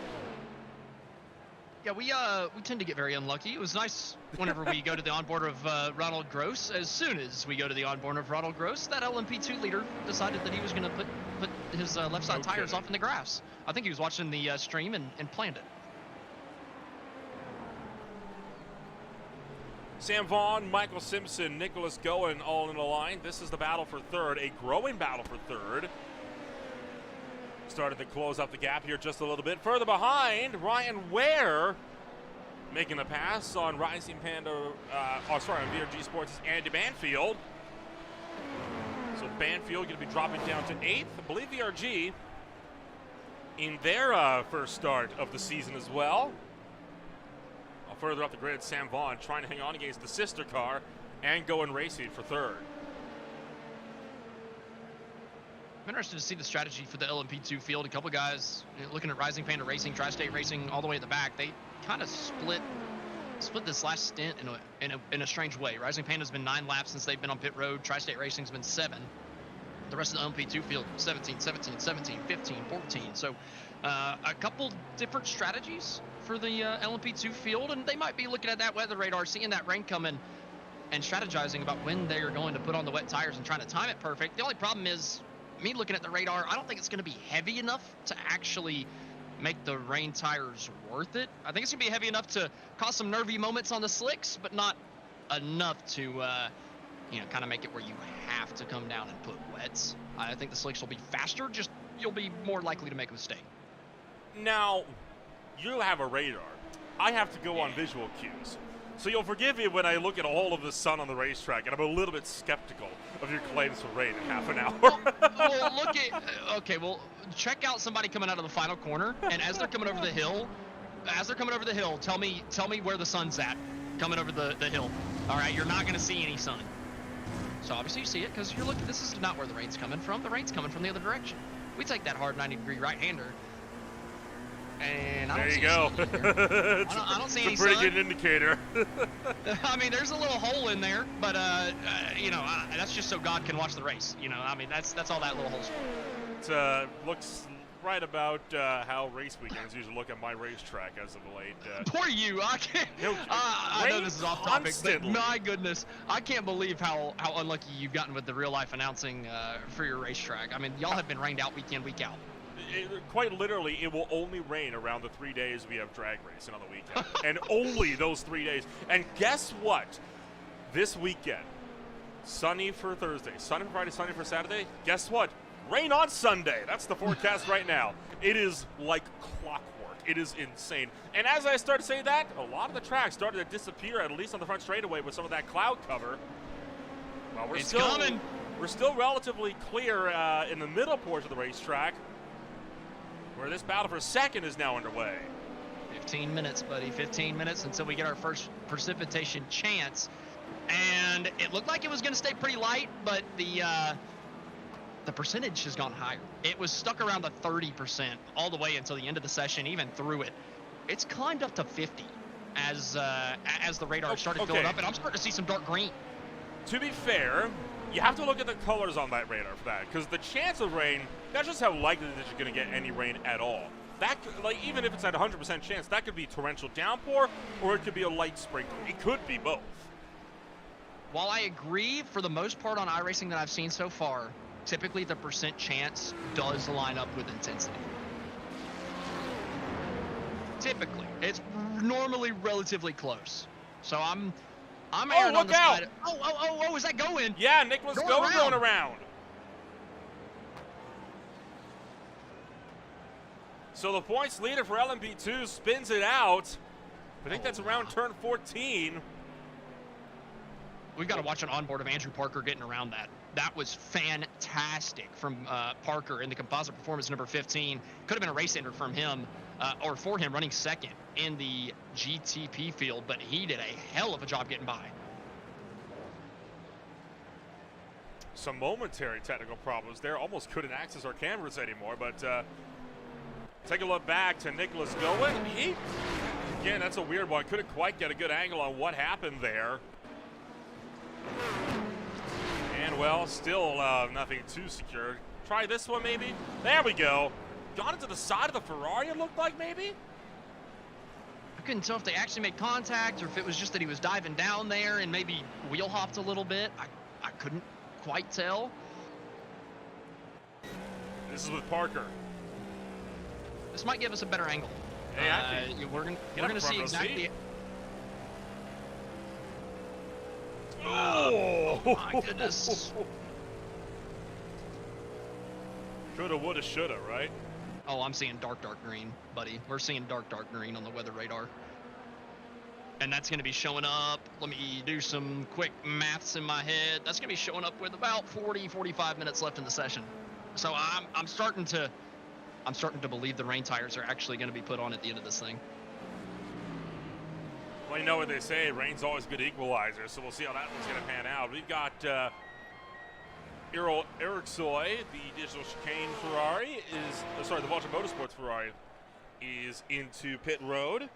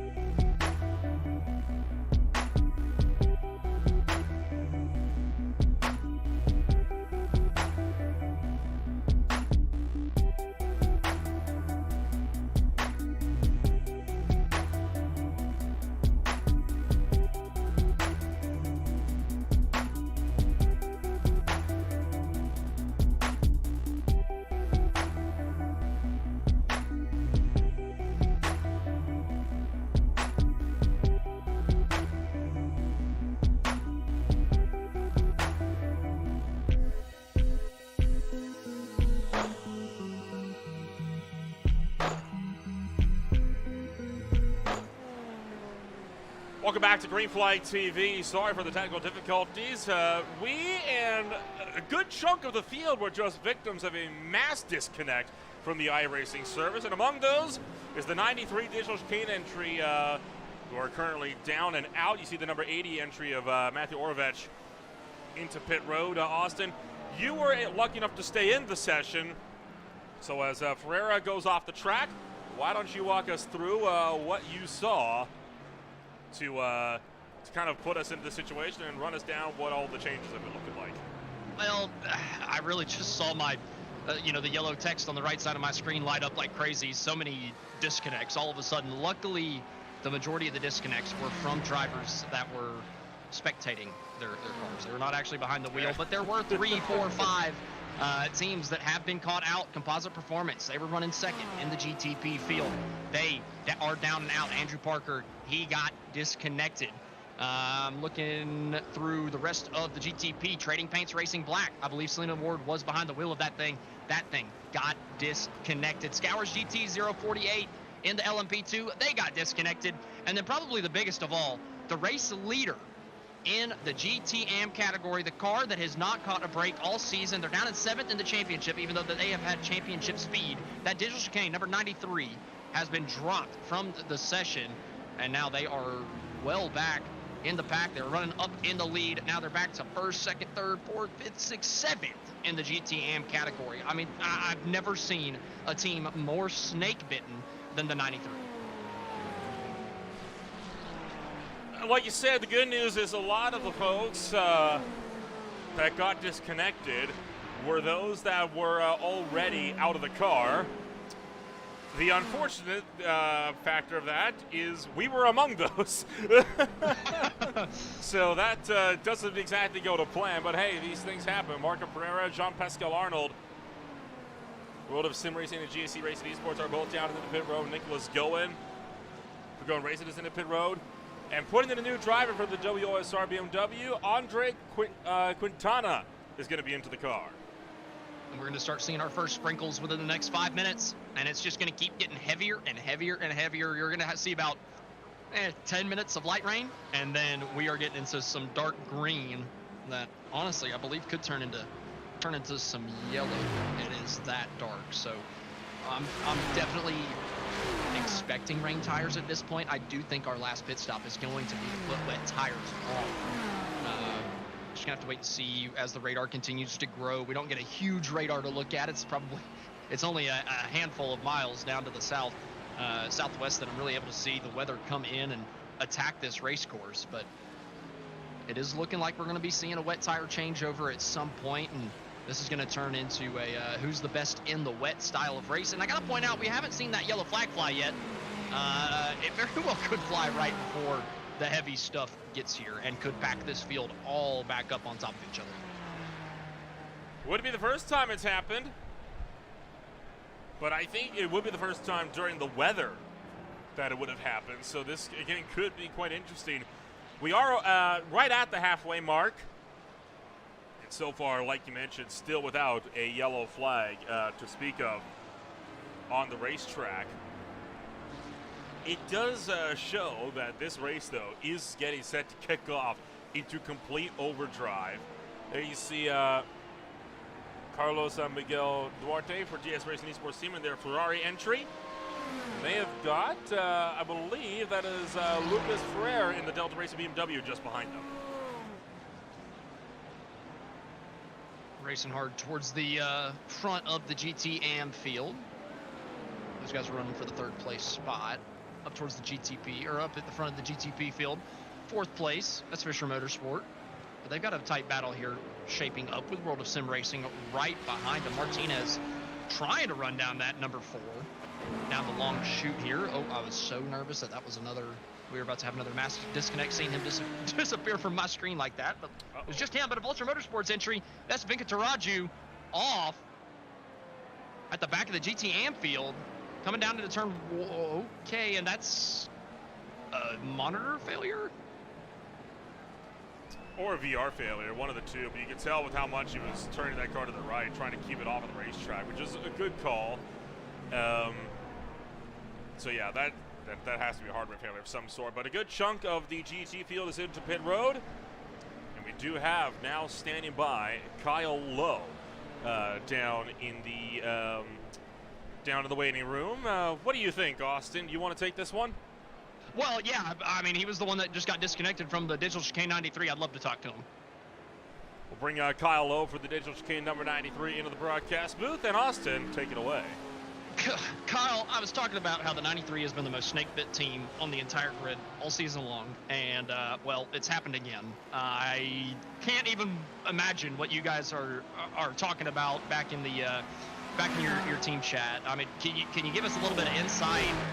Just how frustrating is this? It just seems like time and time again, something goes wrong that is just out of your control. Yeah, it's a real shame. You know, we got disconnected randomly out of nowhere, and you know, Ryan was watching the rest of the folks in the lobby too, and it seems like a lot of people got a spike of a disconnect. So it just so happened to happen to me while I'm out on track, which is really unfortunate. But you know, our pace is really good. I think we still have a shot, and we're just gonna see what we can do from here. It seems like the forecast is saying there's a good chance of rain later on, so that should make things super interesting for us. And I'm really looking forward to seeing how this plays out. It's not the end of the world just yet. Yeah, I think the rain is going to hit before we're even done with this interview. I think we're going to start seeing sprinkles out on the camera in just a matter of moments. But I mean, you know, going for the rest of this race, you got lucky. I was looking back. I say lucky, obviously very unlucky, but you got somewhat lucky about where it happened on the racetrack, right? I believe y'all were coming out of turn 3, so the tow was not ridiculously long as if it would have been if y'all were coming out of the kink or the carousel. So you're only 50 seconds back from your teammate, and y'all were up in the race lead not too long ago. So, you know, what are you hoping for the rest of this race? What's the ideal scenario for that 93 to find themselves back up towards the front and able to overcome this this ridiculous challenge that has been placed at your feet? Yeah, it's certainly an uphill battle. We're really hoping for the weather to play a huge factor in our favor. We did a lot of practice in the rain both leading up to this event, expecting this kind of forecast to happen. So I'm pretty confident in our pace in the wet. We did some of the official practice in the wet as well, and we were really competitive. And it's really all about keeping it on track, not making any mistakes, and capitalizing on the misfortunes of others, as much as I hate to say that. But that's the reality of the sport. Our leader capitalized on our misfortune just now, so hopefully the tables will return for us. Well, I gotta point out, it is raining. And 1 and 3, oh, what is going on down the front straightaway? What? Okay, I don't know what that smoke was. All the debris flying. I don't know what you just saw on the main broadcast, but it is starting to rain down in coming through turn 3. You're gonna be seeing it. You already see it on your screen coming out of turn number 1. So the track is starting to get wet. We're gonna have to wait and see. Oh yeah, the droplets are coming. Yeah, Get ready. we're gonna have to wait and see if that benefits y'all. Now, looking at the radar, obviously we're just getting into very light blue stuff, but we're gonna be getting into some darker green in about 15 minutes. Is this gonna be heavy enough rain to actually change over to the wet tires, or are y'all thinking that you might try to stick it out on the dries as long as possible? It seems like we're gonna try to stick to the plan of staying on the dries for as long as possible. But at the same time, we gotta anticipate the level of grip is obviously gonna change when the rain gets heavier. Even with the light rain constantly changing the track every lap, I do see us potentially just try to get the most out of the slick tires for now to optimize our time, and then just getting the timing just right when the track is really, really wet. Well, Kyle, thank you for coming up to talk to us when, I mean, it's obviously a difficult time for y'all, but luckily y'all are still on the lead lap, still have a chance, and that rain might bring you an opportunity towards the end of this. So thank you for coming up and talking to us. Hopefully we can talk to y'all again at the end of this thing. Yeah, we're having a good time, so it's not taking away too much. Thank you, guys. That was Kyle Lowe, driver of the Digital Chicane number 93, the driver that unfortunately had the disconnect. He was leading that GTM field whenever the disconnect happened. And, well, the rain is here, Nolan, and I think it's going to start getting pretty slippery for these guys out here pretty soon. You know what? I was skeptical, but I'm a big man. I can admit when I'm wrong. The rain's falling. It doesn't get more clear than that. Mark DeBoer of RPM Racing is off, and oh, that's a big hit that he has taken into the left side wall, and that is approaching the final corner, and he just hopped the curb way too much.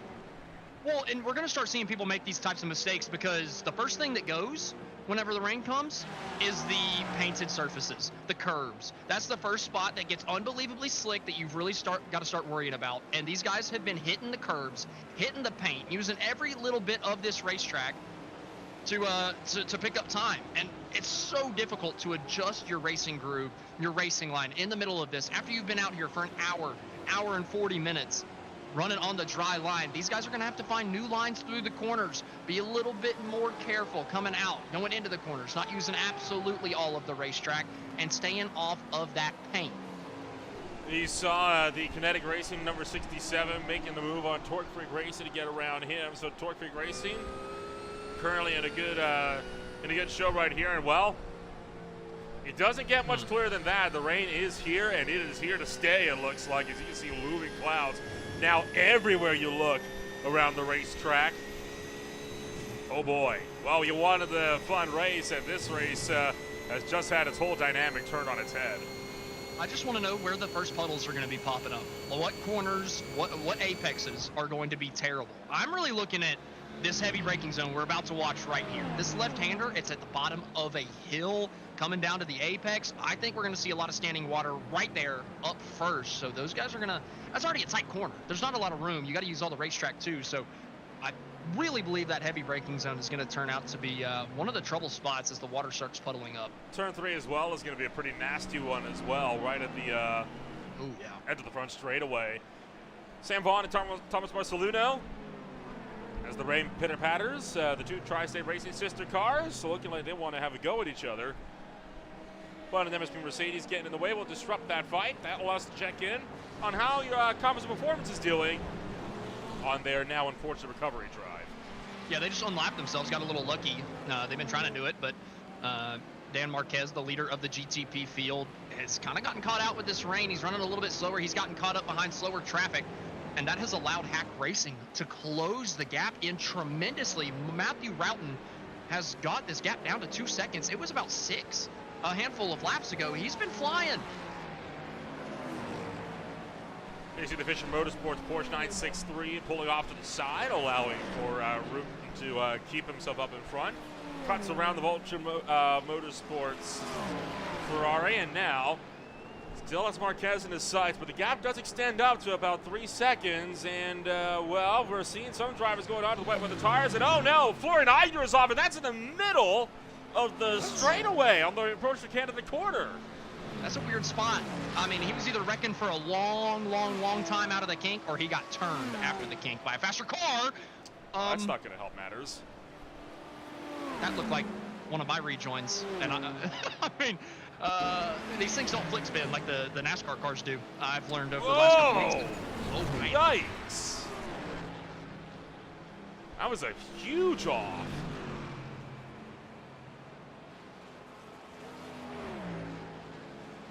Good grief, that was a big one. And he didn't do himself any favors with that rejoin either. He already broke the front end, and then he said, well, I might as well knock this thing off. And it still didn't come off, so he got a little lucky that he still got a front bumper. Unfortunately, that does cost him a heavy chunk of time. But he's already, a handful of laps down to the GT Pro field, not really fighting anybody. So not the end of the world, because the end of the world has unfortunately already came for the Audi 84 a little bit earlier. Thomas Martin, for Fisher Motorsports, currently on wet weather tires. He is the first GTP that is on the wet weather rubber. Your race leader still on dry tires. Also on wet tires right now, you've got Remy Loge, Jean-Philippe Weed for Team Hardcore just put on the wet weather rubber. Julius Savone is on wet tires for Trading Paints Racing. Dane Performances Theo Taylor just went on to wets. And then Fisher Motorsports, the Porsche we just saw wreck, just came in for wet weather tires as well. I can't imagine what that might have been related to. I feel like it's a little early. A little early for the wet weather tires. I mean, I'm looking at our GTP leader. I'm gonna check his lap times real quick, just to make sure. Before the rain, they're running 149s pretty consistently. Now they're running 152s. That's, it's 3 seconds slower, but the wet tires aren't gonna get you back down to the 148s. And I get, you gotta hit it right. You gotta, you're kind of playing it by ear, but it honestly looks like the rain lightens up ever so slightly and then gets heavier. So I think this is just a little too early for those wet tires. It could be in preparation, though. You know, sometimes it's better to be out there on wet weather tires for, 2-3 laps and then get into, like, the nitty-gritty of the huge rainfall than to go out on dries and then be forced to pit half a stint later when you don't have to, just for a set of tires. I agree with you wholeheartedly. The problem is I think this is 5 or 6 laps too early, not too early. And, like you said, it's much, much better to pit too early than pit too late. But I don't think that this was the right call yet. I think you're going to be a little bit slower, the 830, off the racetrack through the carousel. Jan-Philippe Weed for Team Hardcore going around and just lost that one by himself. I guarantee you that is that's slick tires on a wet track for you. Never seen that before until the rain started to fall. I mean, yeah, these things have been gripped up through the carousel all night. You've been flying through there. But the rain comes and it does slick it off a little bit. And we've seen that. But again, if you take it easy, you're running 3 seconds a lap slower than what you were running in the dry, and that's not a big enough changeover to put on the wets yet. It's just you can't spin around. You can't be losing time like that, or else you should have put on the wets. And unfortunately for Hardcore, they're going to lose a little bit of time. I think we've had a couple off tracks as well. Full Send Racing has gone off track coming down towards the carousel, the left-hander before it. And he found the gravel, but nothing too crazy. And then Dangler Performance, that's what we're looking at right now. On the outside of the final corner, just drifting wide, trying to give room to the faster car coming through. Gets back on the racetrack with no damage, just losing a little bit of time. Fight for the LMP2 lead is close. Vision One Motorsports and GC Racing Esports are tucked up nose to tail. Both of these racers still on slick tires. And boy, GSC closed in a crap ton coming around through that last corner and wasn't able to take it anywhere for Luca Harmony because, well, Jeremy Carter was side by side with the GTM. You're starting to see the trails coming off the tires. That's where I start getting a little nervy. Whenever I start seeing the trails coming off the tires, you know that it's at least close. The track is absolutely wet at this point. You're struggling a little bit more. And still, I'm looking at Dan Marquez in the lead of the GTP, though. He's just ran a second faster than he was running a couple laps ago. And he's still in the slicks as the track is getting wetter. So I think a couple of these guys are getting more acclimated to it. They're getting a little bit more confident. The scary part about that is overconfidence is a killer. And I'd be a little bit worried for some of these guys.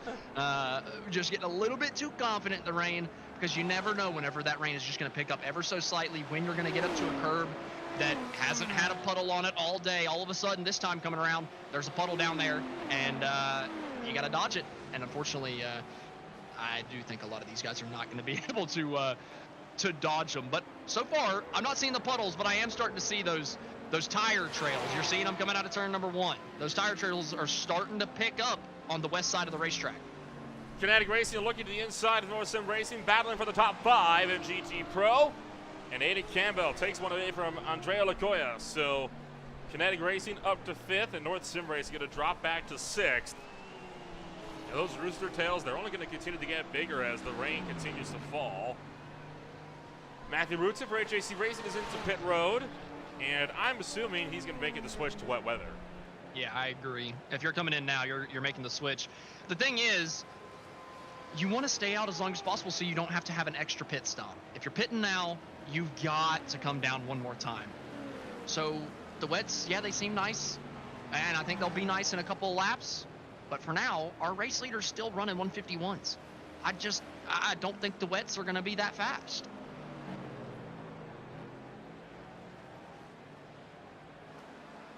Well, there's a good indicator for you. Patrick Vogel on slick tires just overtook Jan-Philippe Weed, who is on wet weather tires right now. And Patrick Vogel's tires are 15 laps old, whereas Weed's, well, they're only about 4. We also got a battle for the LMP2 race lead. Jeremy Carter under heavy fire by Luca Harmony. Yeah, these guys have been nose to tail for a while. They're trying to get past some of the GT cars. It's the 93 that they're trying to go by. They were side by side coming down to Canada Corner as they approach that slower traffic. The leader able to hang on there for the LMP2 lead, had the inside groove, just broke a little bit deeper. But this is where the side-by-side racing gets fun, right? Because you start, you're not able to run the rubbered in line. We've been running for an hour and a half on the rubbered in line, and now you kind of want to start avoiding that. That's the slickest part of the racetrack other than the paint. And so, honestly, your LMP2 leader going down into the defensive line might have found more grip on the bottom side of the racetrack than Harmoning could on the outside, with there being, I mean, you can see the inside of the racetrack, very gray. The outside's, oh, black, but there it was right there. Harmoning proving me wrong. He used the rubber line on entry and just had a tremendous amount of speed coming around the outside. He takes the lead coming down the straightaway to the hard, heavy braking zone. Changing the lead in the LMP2 field, and our race leader in GTP is down pit road. That was a beautiful overtake for Luca Harmony to take the lead away in LMP2. Take a look. We talk about asserting control. Licked the stamp and sent it. That's pure commitment. I mean, he waited until the last second to pull out and brake and just flow around the outside, not worried about the wet. What a move from Harmony to be able to take the lead. He hasn't been able to get away, though. Carter's kept him honest as they come down into the carousel. Now, this is where, again, Luca Harmony has got to be very careful, because if there's ever a spot where you can spin out, it's going to be in this area right about here, either in the kink or in the carousel. Marquez, Martinez, both are in pit road right now in GTP. That's second and third. Luca Harmony started to pull away here in the battle for the LMP2 race lead, so we could be seeing him looking to run this one right out towards the pit stop window. We'll have to wait and see, probably another 5 minutes or so until we start seeing some really, really heavy rain. Or I say really heavy. I mean, it's heavier rain than what we're getting right now. So we're getting dangerously close to that point, but I'm still looking at my crash report chart, and there's just not a lot of people actually binning it or actually throwing it off track, which still leads me to believe that we're a little bit too early to cross over to the wets. Dan Marquez just lost out to Christophe Demay for second place at GTP, and you saw as well one of the GT Pro Porsches having a bit of a wobble, I believe. That was for fourth place in your GT Pro category. And it's looking like Demay is going to be able to drive away pretty steadily from Marquez. We'll look back, and, well, there you see DS Racing Esports team trying to pressure Digital Chicane. And this is the battle for overall 23rd and the lead of all the GT cars. I'm going to point out Bravo Snow Shatton has stayed out on the racetrack on the slick tires. Edward Toldo in that number 50. He ran a 150.2 last lap. He was actually quicker than your GTP race leader while he was on the dry tires. So Toldo's got the pace. He certainly does, and that would be great for him considering all the misfortunes that car saw earlier today. Oh, the previous GTP race leader has just destroyed his car coming out of the kink. Dan Marquez, the front end is completely gone. Oh dear. That is big trouble. He just put on wets. And this is the approach. Just swung wide, clipped the grass. I think that may have happened regardless if it was wet or dry, because he had two tires into the grass there. Yeah, just on the outside, going through the kink, put him off a little bit, and he just let it go a little bit too wide. I'm looking, let's see, Hack Racing has come down and put on wet tires, I believe. They're 37 seconds off your new race leader, but he's running slower. He was about 4/10 faster, but I think that Bravo Snow Shatton still got the pace on the slick tires for at least another lap or two. But man, that's huge. That's a complete a blindside move from the the GTP field. I mean, I thought Demay probably had this thing wrapped up, but just got caught up through the kink, and now the GTP field is wide open. And all of that still leaves effectively this battle for first in LMP2 as the lone fight on the racetrack. So 1 hour of racing is left in the JRT Summer Sprint. So we're going to take ourselves with just one more step away, and we'll be back in a moment on Reflight TV.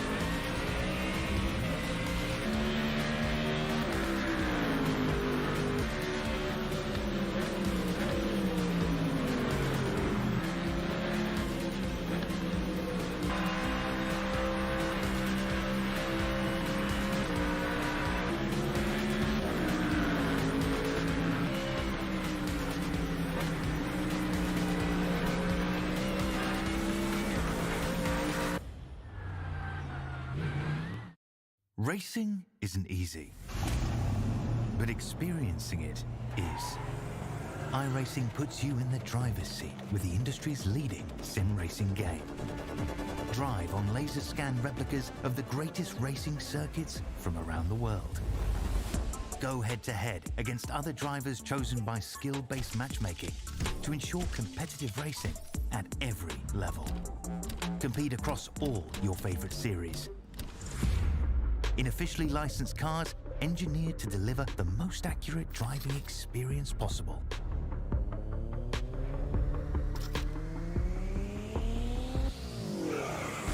Join a race or host your own with players from across the globe. Race against the computer or in a league with friends. Feel the thrill behind the wheel. Visit iRacing.com.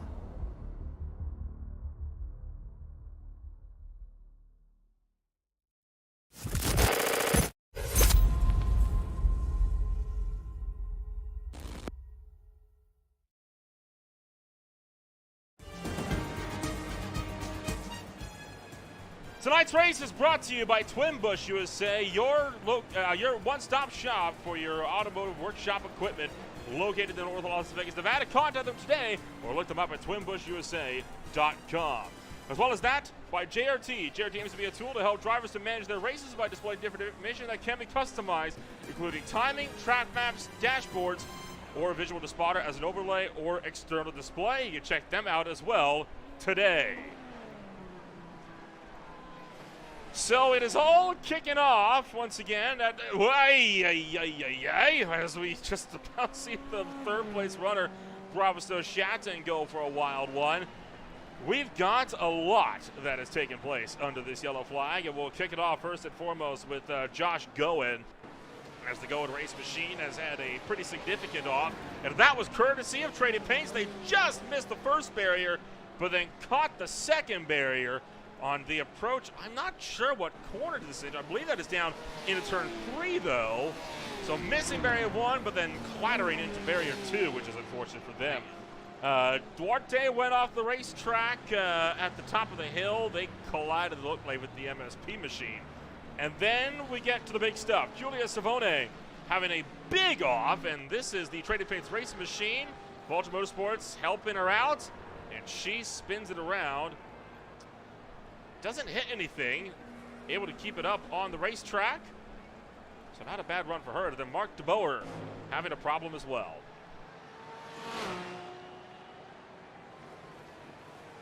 Coming into the final corner for the 911. We already got that front end damage, and well, that has all the makings of I'm still on dry tires, and we have hit the changeover point. That was a very lazy spin. We saw a couple of those under that. We see the rain coming down pretty heavily now. We're starting to get into the heavier starting to get into the light green rather than the darker blue on the radar. So I'd say that we've hit the changeover point. We've seen a lot of people come down to take the wet tires.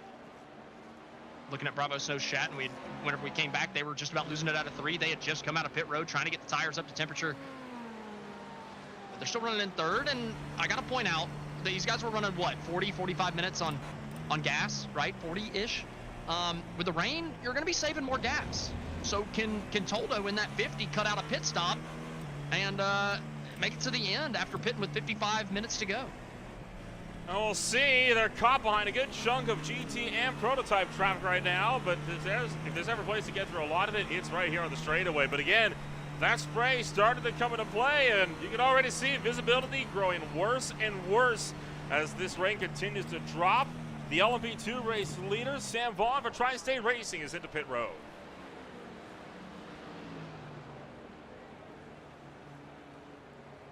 I got to think for the LMP2s, this could start, I don't know, man. It's going to be so close on whether they can make it on gas or not with the slower pace in the wet. I mean, you save more gas, but just how much can you save? How with the lower gas limits that we're seeing today? I'm a little concerned. Now the LMP2s, they didn't get completely slashed with the fuel, right? They're still at 95% full tank. So I think that they've got a better chance to make this than a couple of these other classes. But still, 53 minutes. The LMP2s, they made it the least amount of time the entire season so far without the fuel changes that we had this week. So I imagine they're probably about even with the rest of the field now in terms of how long you can stay out on the racetrack. Is that composite performance going off just about? Oh, wow.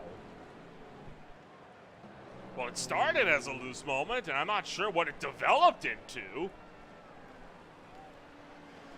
But for your former LMP2 race leader, Sam Vaughn jumps out of the car, and Jesse Molina jumps in. So the Tri-State Racing 333 exits pit road, now down in 6th.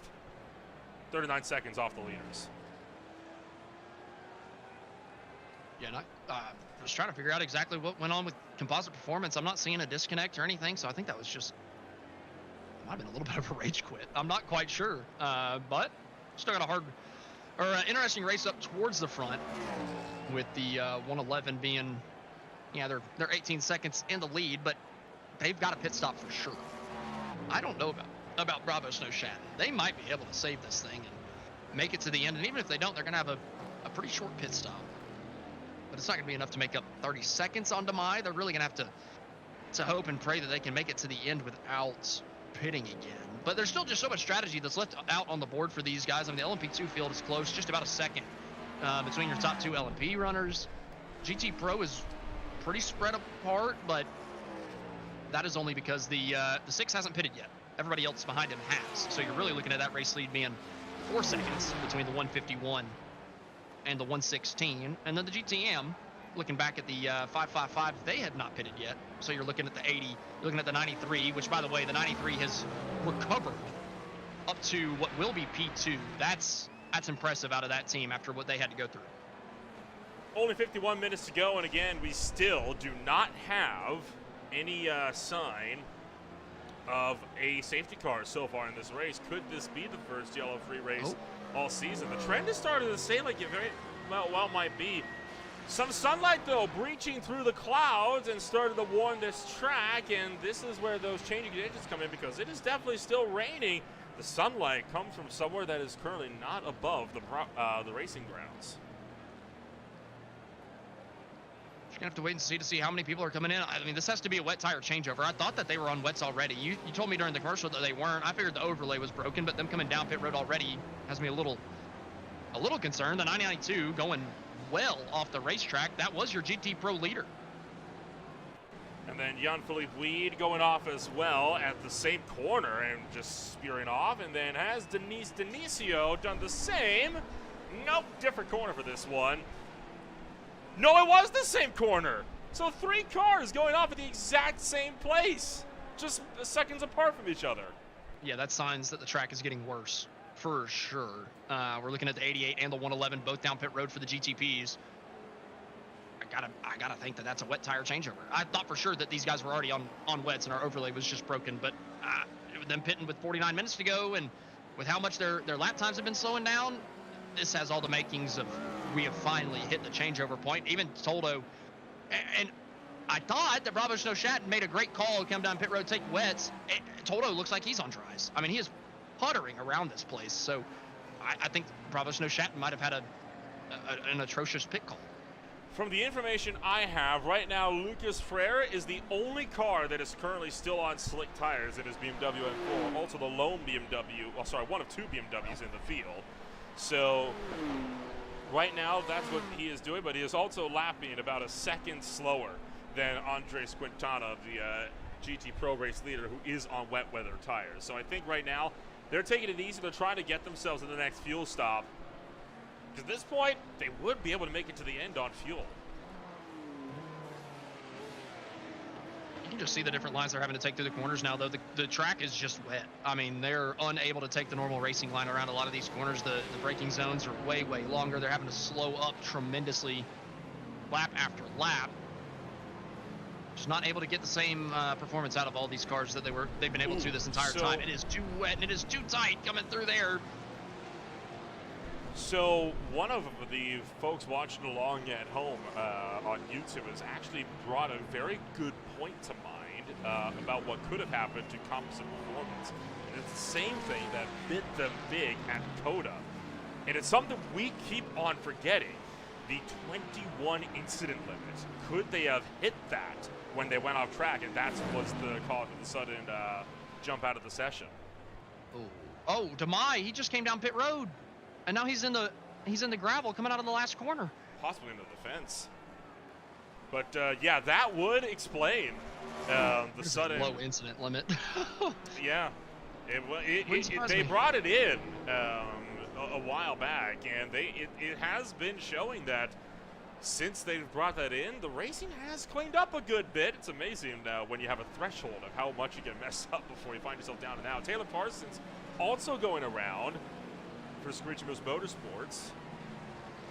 That earlier one out of the last corner Lazy spin was going, and then we saw Demai do it as well, and that's what we're getting the replay of now. So yeah, I think it's safe to say the track is not good. These guys are struggling, man. It is a fight out on the racetrack, just spinners left and right. Screeching Moose is a team that you typically don't expect to see those mistakes out of, but it's happened, and now they're back out of the top 5 of the GT Ampfield. How about Kaprowski in the 93, man? That team was down and out. They were 55 seconds off of the race lead. They've cut it down to 20.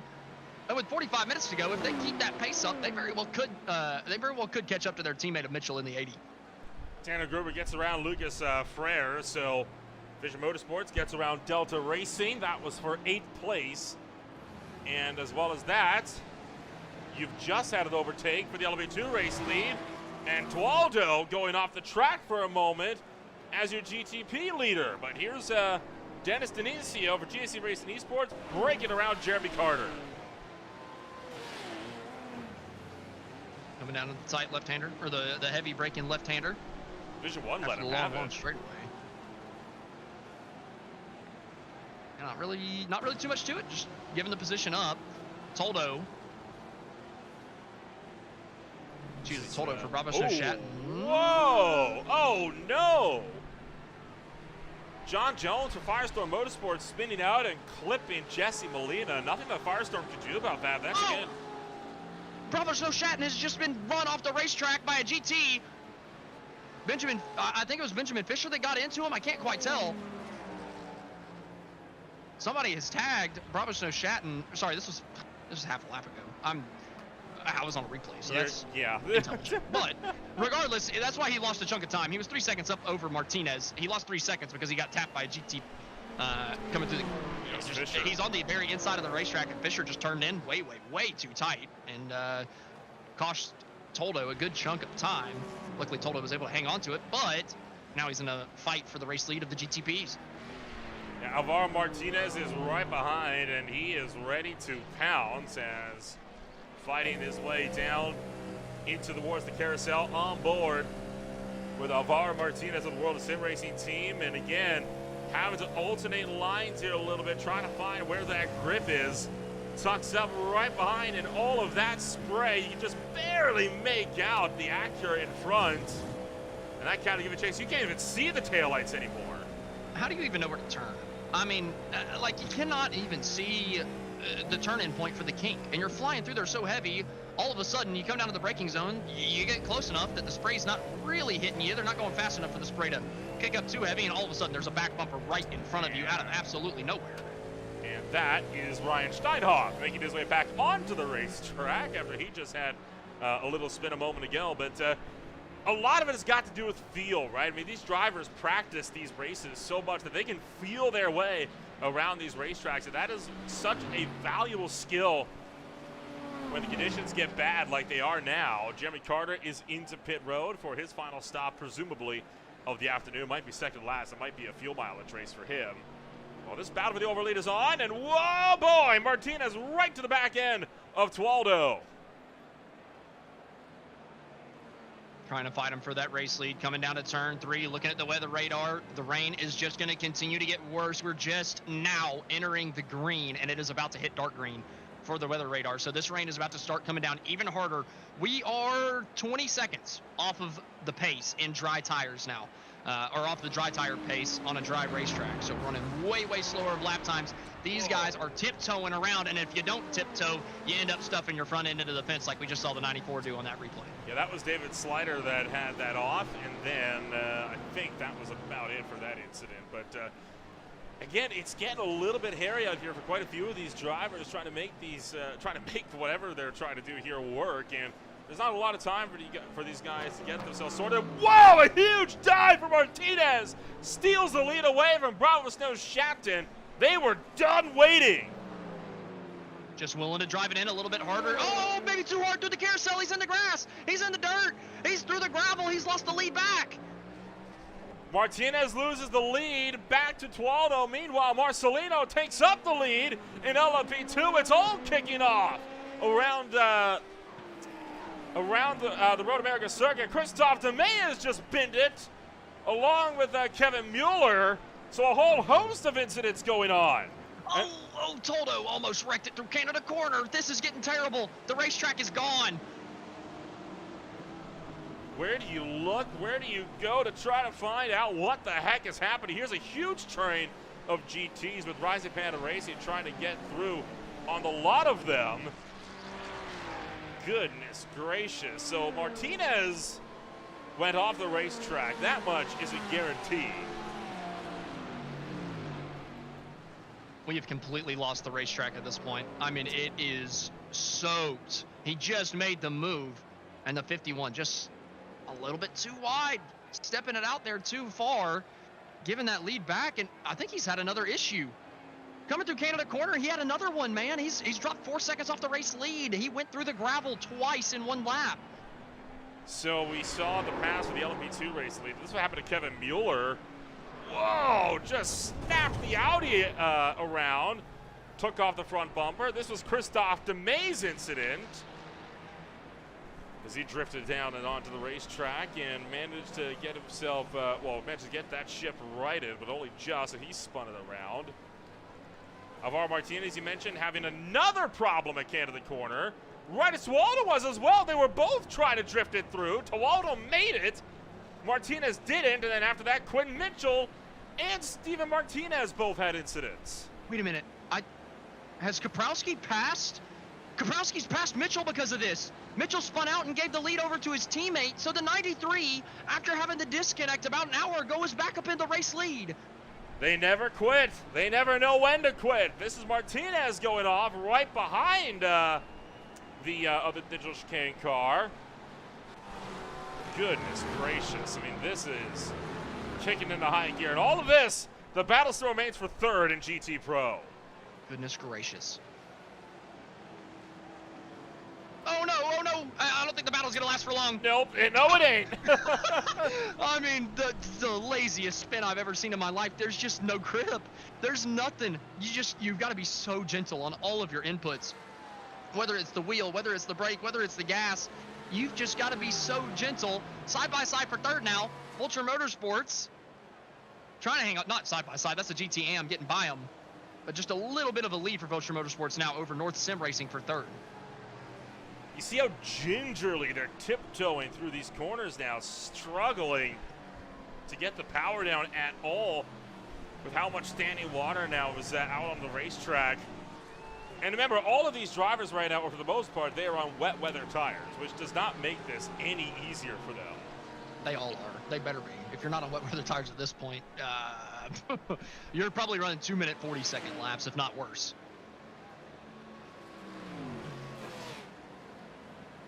Talking about GTP race pace anyway. I don't even know about the GT field, the GT AMs and the GT Pros. Looking at their lap times in the dry, they're running 2:07s. In the wet, they're running 2:25, so almost 20 seconds off the pace for the GTs as well. Oh, Ryan Kaprowski's just binned it. No! Your GTM race leader goes around. He's going to drop back. Quinn Mitchell takes up the spot again. Kaprowski will get it rolling, though, and he'll hang on to the number 2 spot. He just took the lead because of his teammate wrecking through that corner, and he gives it back on the next lap. Still only 8 seconds back, so he's still well within the fight, especially with these conditions. But, man, they had it gifted to him on a silver platter after the issue earlier. And then he just gives it right back. This is down to turn 5. That's right in front of your GTP leader, too. Whoops. Again, it's those lazy spins, and like we were talking about, that is going to be the trouble spot all day today. Right on board here with Ryan Kaprowski, as that's not the line. No. That's not the line. No, Kaprowski losing another 2.5, 3 seconds. It's not, and That's remember, something it's an chicane 1-2 right now. They're not going to complain about that. But again, coming through the kink here, I mean, look at how gingerly you have to walk through there. There's still quite a bit of wheel work going on through there. Oh, we need to switch to our GTP leader. He has been caught heavy. Edward Toldo has been caught heavy by Alvaro Martinez and Nicholas Peterson. They're both within a second and a half. And Toldo has 1, 2, 3, 4, 5, 6 cars that he's got to get past right in front of him. The GTP lead, the overall race lead, has closed up tremendously. Oh, no, he's got nowhere to go. They're 3 wide in front of the race leader. He's got nowhere he can go. That is not a sight you want to see right in front of you. And again, you go on board, nothing. No visibility whatsoever. This is an absolute madhouse right now on board with Alvaro Martinez, who's going to make the outlook for second, trying to get around MSP. Can't get through. I mean, this is madness right now. What we're seeing unfolding on the racetrack road. America contact, and Martinez is almost sent around.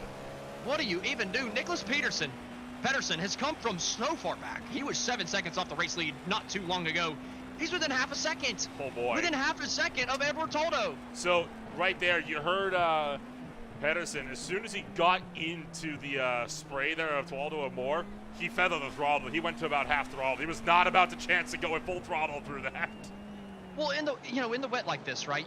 Whenever you're trying to go for the move, you don't necessarily have to get right up on their bumper and pressure them, hope for a mistake lap after lap, because you know a mistake's going to come.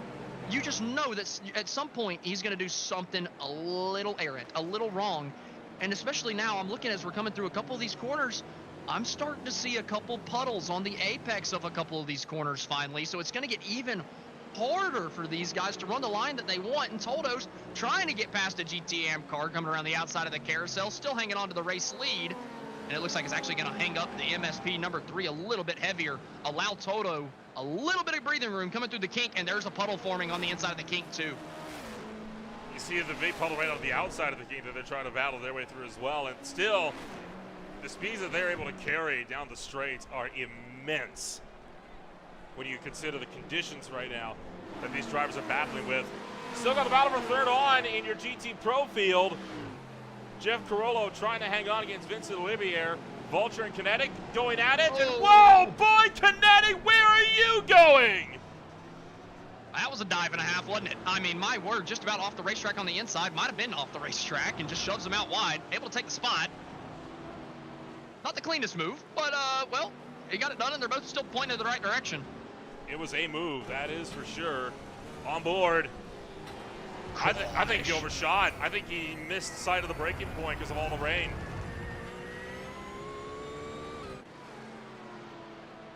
To be fair, he still made the corner. Like, if he didn't have the cars in front of him, I think he would have hit the apex and been fine. I don't know. I mean, he was pretty much cutting the corner into the grass there with that one.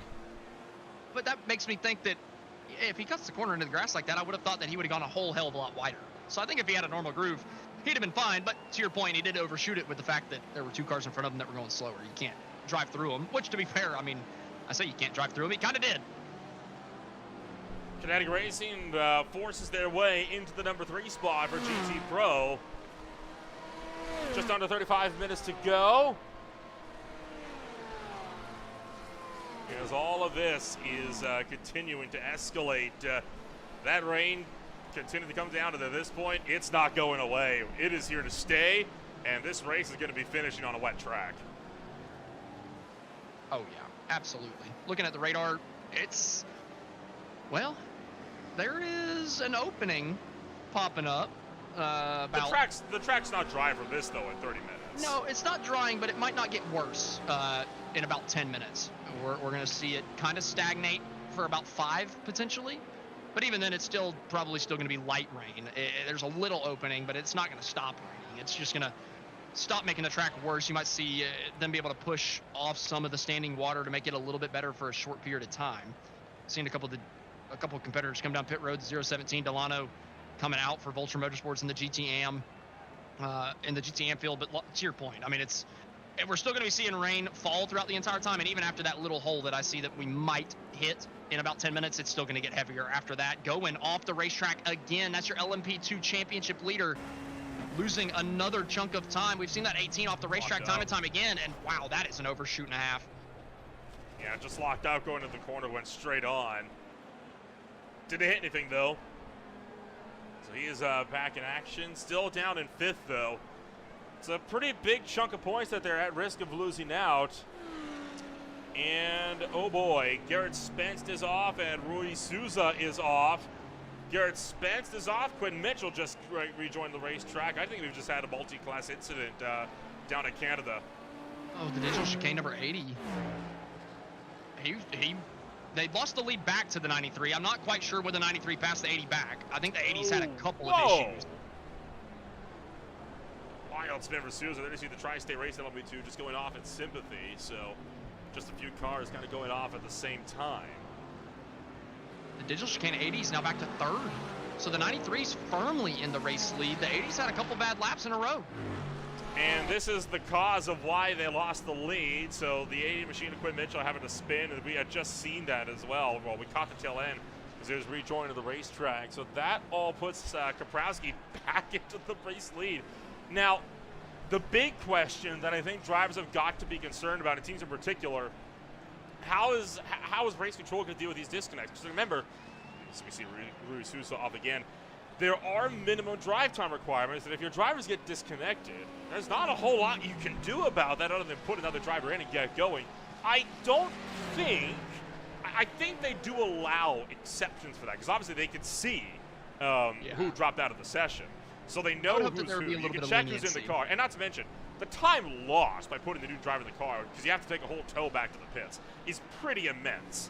So I don't see why they would penalize that, but it is always something that plays in the back of your mind as a driver in this situation. Well, and I got to point out the digital chicane 80 actually didn't lose the lead off of that spin. They had come down pit road the lap before. So that spin was on their out lap. They gave up the lead, and then had that spin, which puts them even further behind. I'm concerned about whether the others can make it. The 93, though, I believe has had an incident.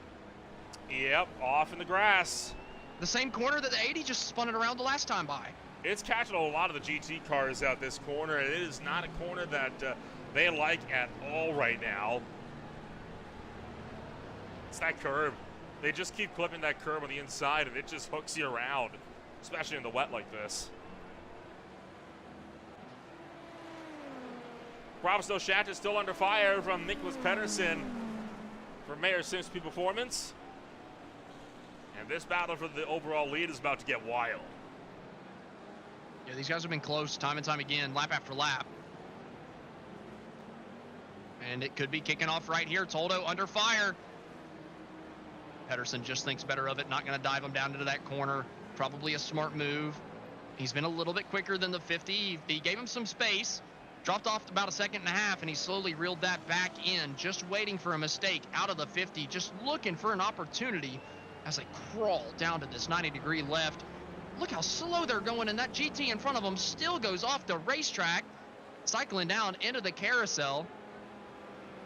Pedersen not able to find a way around Toldo yet. He's got that higher line through the carousel, trying to get a little bit more speed. Coming down to the kink, finding a little bit of the clean air, trying to just view the braking point, not the braking point, but viewing the turning point, coming down into the kink. Able to do it, but again, through the kink, you're just going to lose time like that.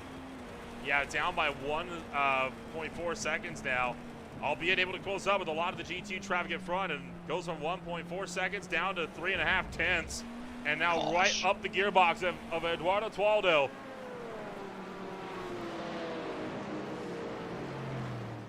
The accordion effect that we see in the rain is just insane, especially with them going through the slower traffic.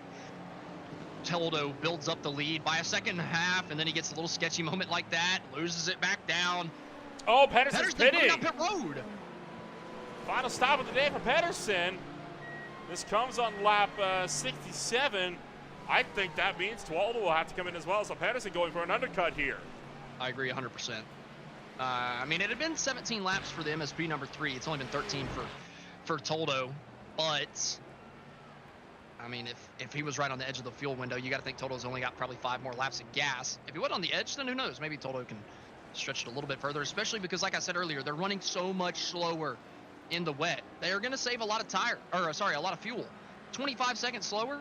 I can't tell you exactly how much fuel they're saving, but that's a hefty hefty amount of gas that these guys are saving lap after lap. Number 3 still in pit road. A lot of drivers still suffering their own little spins as well throughout all of this mayhem, as it's getting there, right? I mean, this is a lot of drivers now that are struggling big time to try and keep pace. You've seen a few more spins there for Giulio Savone as well as Jeff Carollo. Professor Shadden still holding on by 1 second from Alvaro Martinez now. We've started to close in, but again, both of these cars have to pit.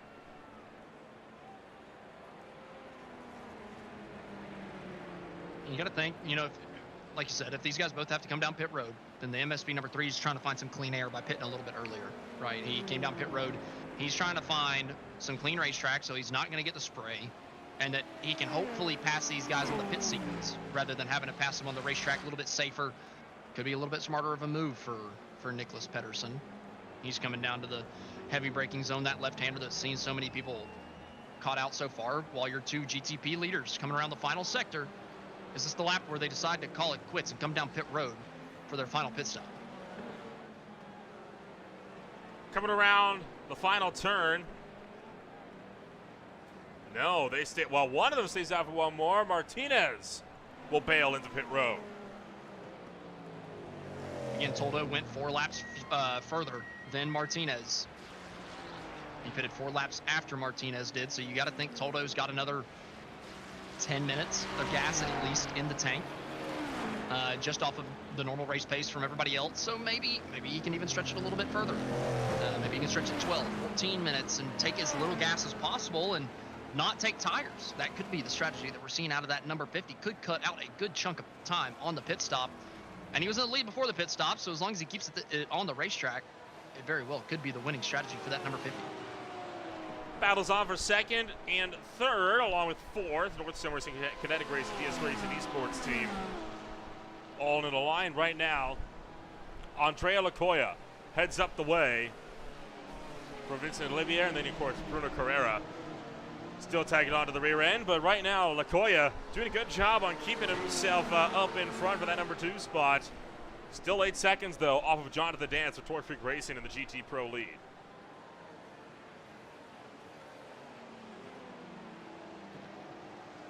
Dance has done a great job in that number 6, to be honest. I was thinking that maybe they had been on a different pit sequence, but they've actually pitted the same lap as all these other GT pros, and that was 10 laps ago, so I'm kind of surprised to see the 67 come down pit road. They had just pitted 11 circuits ago. I wouldn't expect them to come down pit road at the current moment, but maybe just a little bit different of a strategy play, knowing that they got to come down and take some fuel anyway. Might as well get it out of the way.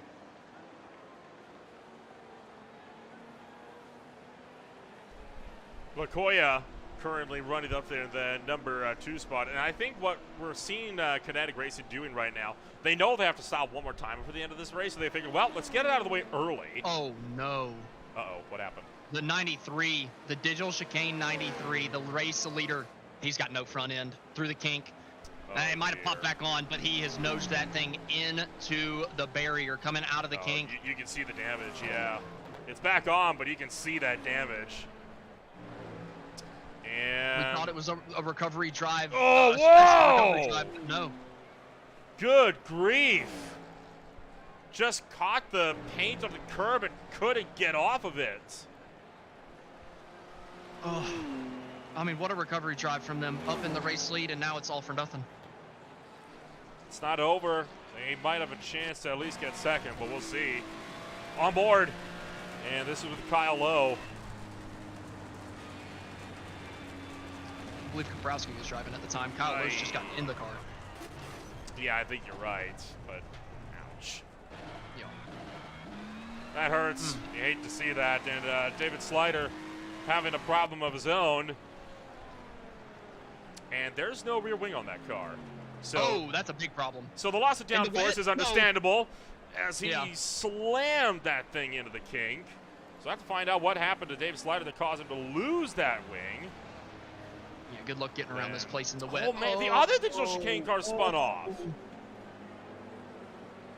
That's right after he had just passed his teammate for second. Oh, boy. As his teammate was on pit road.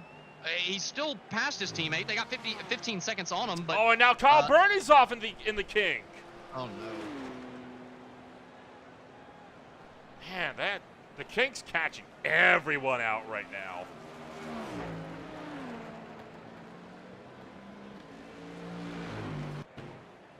Oh, boy. Oh, he lost that one on entry and just never recovered.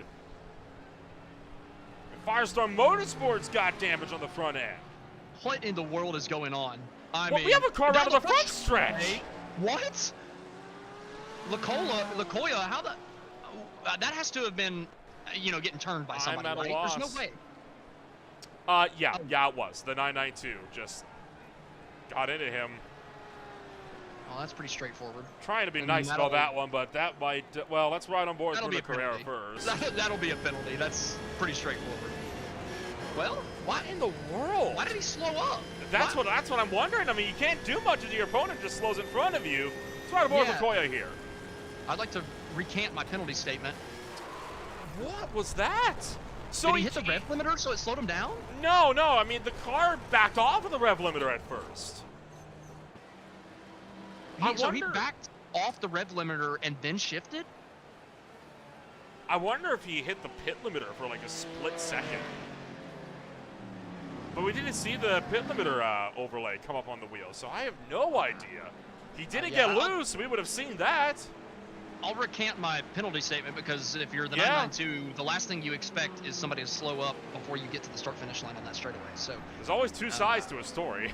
yeah, you gotta get the full story. Check all the camera angles, and well, I thought it was inexcusable on the first camera angle, but after watching the in car there, it's clear that the driver in front just slowed down. Can Bravo Stowe Shatton go for what should be their first race win of the season? That is right now the big ticket question. This team, just like Digital Chicane, has been through hell and back this season trying to get themselves with a good run. And could this finally be their day? They've come close. They've got to the podium before, but they have never finished on the top step. Oh boy, you trying to jinx him? It'd be it would go into with this race, but we can't even see what's going on in the middle of all of this spray here. I mean, this is madness right now on the racetrack. I said it in the beer league race in the Charlotte Motor Speedway, and I'll say it again. Formula One would be having a fit if they saw this. Oh god, we would not be racing. There's no chance. Oh, absolutely not. Oh, I mean, heck, I'm pretty what in sure the even world? like the club series that runs on my local track wouldn't be racing in this. Toto able to get by the slower traffic. Finally, he got held up a good chunk there. The 992 coming down pit road, the 69 down pit road, 44. So the GT pros all coming down. I got to imagine with only 20 minutes left, this has got to be a splash and go. You do not want to sit down pit road and take the tires with this little amount of time left, I'd got to think. Oh, was that Drive-through for Carrera, yeah. He had a drive-through on that one. Is this a drive-through for all three of them? Because look, Lacola's not stopping either. No, Gruber Fisher Motorsports is in the pits. So firmly in pit row, but it looks like North Sim Racing, same story, a drive-through penalty. And that would be for a warning for the incidents. Like the incident limits, that is. Yeah. Our second place GT Pro drivers just had an off coming down to the heavy braking zone at the end of the straightaway. That left-hander, but nothing too crazy. Just went straight, lost a good chunk of time. Nothing really too heavy to report. Don't even think he lost a spot. Actually, he did lose one position to the 151, but not too bad. Could have been a whole lot worse. Still looking at Toldo, I'm paying attention the most to Toldo, our overall winner. Not winner yet, but leader. Well, leader, sorry. I'm very pleasantly surprised with Toldo. I was talking about the 93 in the GT AM class being the most snake-bitten team. I gotta say, the 50 has not had much better luck. They have been wrecked out in just about every race. And a lot of that has been stuff through no fault of their own. And they're finding themselves up at the front of the field, hoping and praying that they've got enough gas to make it to the end. The next 18 minutes will be interesting to see if that 50 can make it. Hack Racing right behind them. They're 17 seconds down the road, but they're on 3-lap fresher tires, which means they have 3 laps more of fuel, which I'm really expecting the 111 to be able to make it to the end on gas. I'm nervous about the 50 up in the lead. Watching these guys come around to the front straightaway here, just how quickly they appear and disappear through the mist that is being kicked up around Elkhart Lakes Road America right now.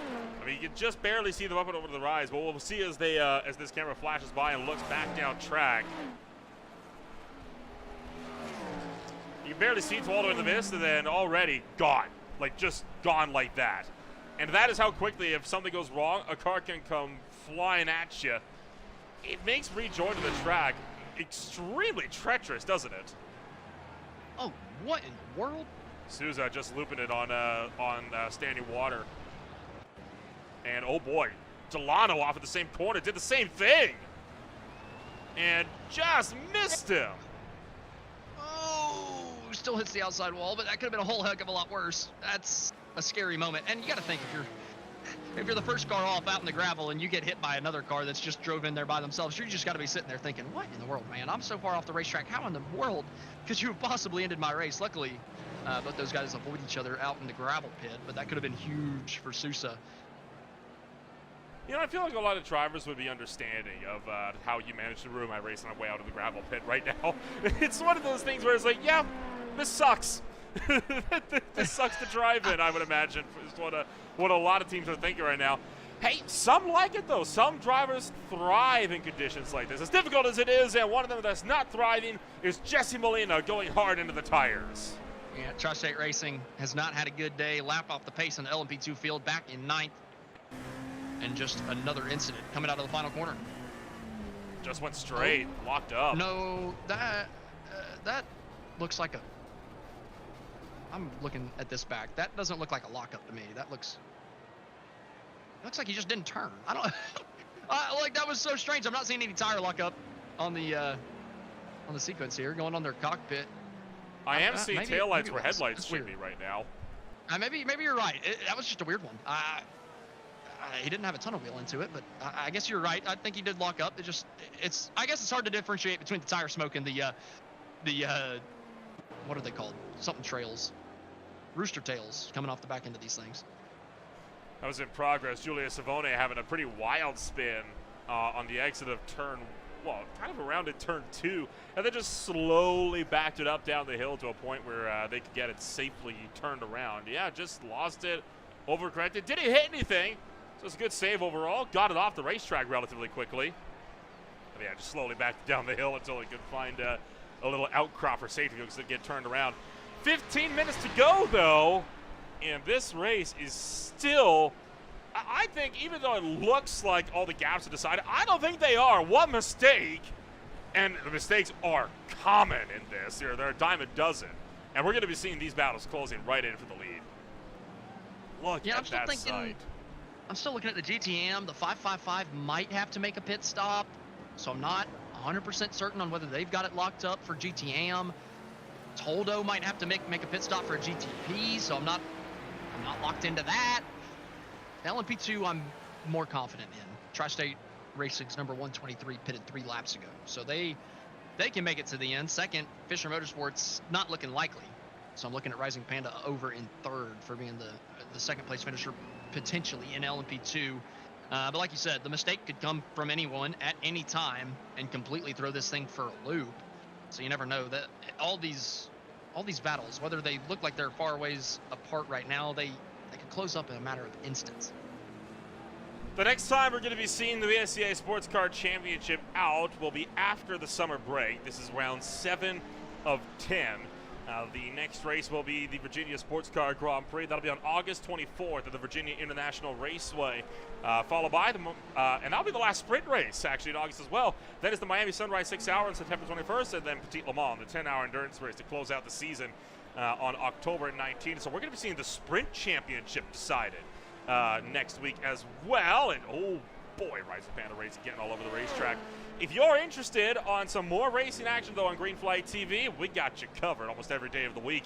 Tomorrow morning, the Classic IndyCar Series will be swinging on out to the Indianapolis Motor Speedway. for the Edifice Grand Prix, round 7 of their championship before they go on their own summer break. Tualdo into pit road. He could not make it. We knew he couldn't make it. And now we see him starting to pit for the final time, and we'll see if he can hang on to the race lead after Nicholas Pedersen went for the undercut. On top of the Edifice Grand Prix on Sunday, it's an Indy doubleheader because on Monday, the High Tide Race League Everett Racing Designs Cup Series kicks off the playoffs. First race of the round of 12 will be out at the Brickyard for an 80-lap trip, and then the OMSRL Cup Series, going to be making their return to the Green Flag TV, a long-awaited return for them. They will have their season opener coming from Daytona International Speedway on the 2nd of July. 60 laps around the World Center of Racing should be a good way to kick off the season. Tualdo currently in second. Christophe DeMay, I believe he still have yet to pit as well. And Nicholas Pedersen, nowhere to be found. There he is. He will jump him for what we think could be the net race lead. I'm going to play devil's advocate. The 111 pitted 4 laps after Bravo Snow Shatton did. And that leads me to believe that they're going to be very, very close coming to the end of this thing. I mean, they're taking 2 minutes and 10 seconds to get around this place. So at that rate, you're running 4 laps in 8 minutes and 40 seconds. So, I mean, if they can somehow save the gas, they've got a 30-second gap. And they've got to be able to save 2 more laps than however far Bravo Snow Shatton went. And Bravo Snow Shatton pitted while I was going racing off again. Bravo Snow Shatton pitted while we were still kind of in the dry, so we were running a little bit faster lap times. Now that it's completely dropped off a cliff, Hack Racing, they pitted whenever it had fully dropped off a cliff. So they very well could make it another lap or 2 further. I really think that DeMai is just playing the gas-saving game at this point and just trying to hang on. Well, I mean, even still, 4 laps, that's still only 8 minutes, so that's still a good long while with 4 minutes to spare. They'd have to stretch that tank out a bit more. I think you're right. It's going to be very close. And you know for a fact, if he has to come down for more fuel at the last second, which he does, he couldn't make it. I don't think he's going to hang on to that lead at all. No, absolutely not. He was a good chunk of time behind Toldo, so he's going to come out probably in 3rd. I think he'll be safely in the 3rd place spot, but it's not going to be what he wanted. And that hands, like you said, the lead over to Pedersen. And now it's just going to take a mistake out of the number 3 to give Toldo another opportunity. I feel heartbroken for Bravo Snow Shatton because like I said, they've had a ton of bad luck this year. And while a win makes it feel a whole hell of a lot better and at least gives you something to hang your hat on, 2nd place isn't terrible, which is what it's looking like. But you're being so close. It's frustrating. It hurts being so close after a 2.5-hour race. You've had a frustrating season. You come out here thinking you might be able to win this thing, and now you're 3 seconds off the race lead, just hoping and praying for a mistake out of that number 3. Again, not an impossibility by any stretch of the means. And there's still 10 minutes, and we've seen before, a lot can happen in 10 minutes. Look at the 24 hours of Daytona, right? A lot happened in the last 15 minutes of that race. There's still time. This race is not yet over. If they can hit their marks, they still have a chance to try and see if they can reel the gap into pounce if Pedersen makes a big mistake. Or if he gets held up by lap traffic. I mean, they closed 0.7 of a second that last quarter because Pedersen got checked up by Dangler. They closed 0.7, and then it opened up a little bit further, just about immediately. So I think Toldo might have been held up behind somebody as well. Looking back, is this North Sim Racing? Tri-State.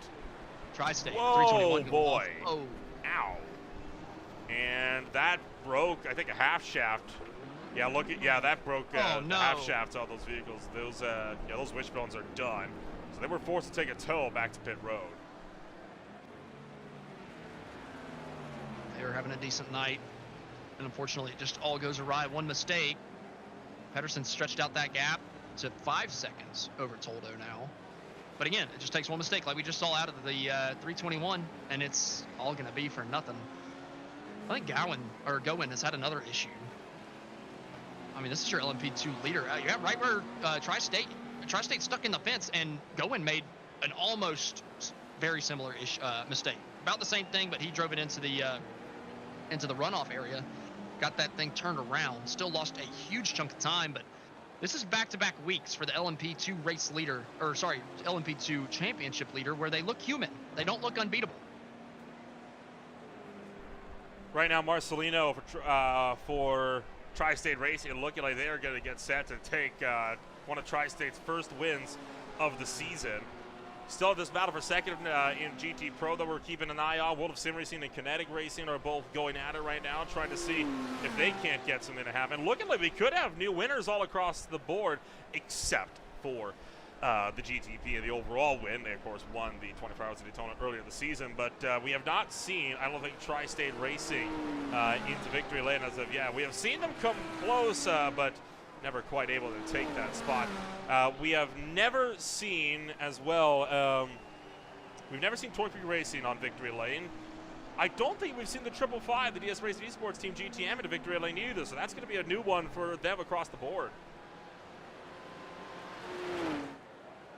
Like seeing a couple different winners, and you know what? You kind of expect it whenever the rain comes. You think there's going to be a little bit of parity, I suppose. It brings some parity to the field, and we've seen that tonight. Like you mentioned, Tri-State Racing up in the front of the LMP2s. That number 6, I've not seen them up front all season long for the GT Pro. Look at them up there leading the way. And Cardoso in the 555, still got to think, do they have to come down pit road?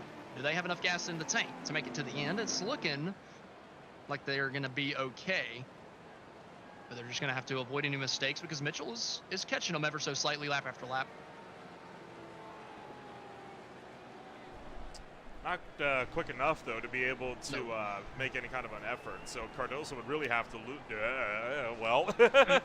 just about lost it there through turn 1. But they would have to have lost it in a pretty big way. Marcelino's in the pit road. Thomas Marcelino could not make it to the end. Remy Loesch will take out the race lead for Rising Panda Racing. Wait. They pitted 7 laps ago, didn't they? They pitted 7 laps ago. This has to be a drive-through. Oh, don't tell me.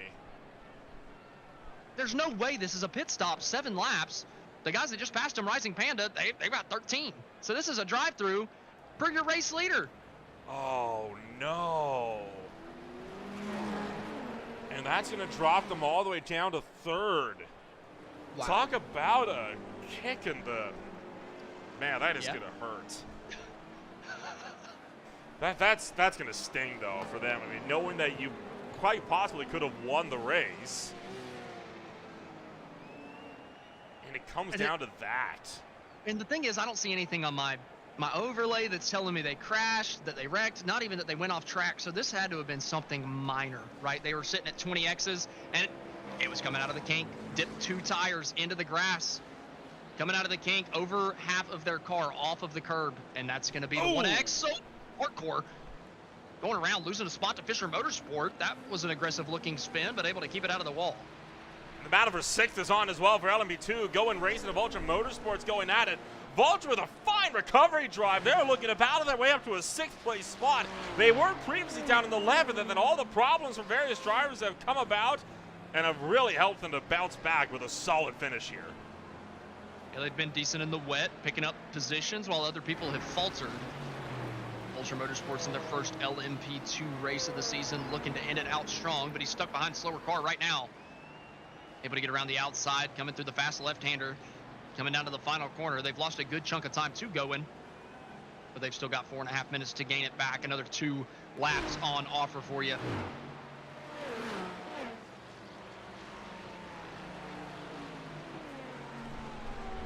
Right now, this is the lone battle on the racetrack that is under a second. You just barely see them in the spray. Going racing. Takes it to the inside of the Vulture Motorsports Ferrari, trying to get some distance on the Vulture Motorsports LMP2 runner just behind. The GTM entry sure isn't making it easy.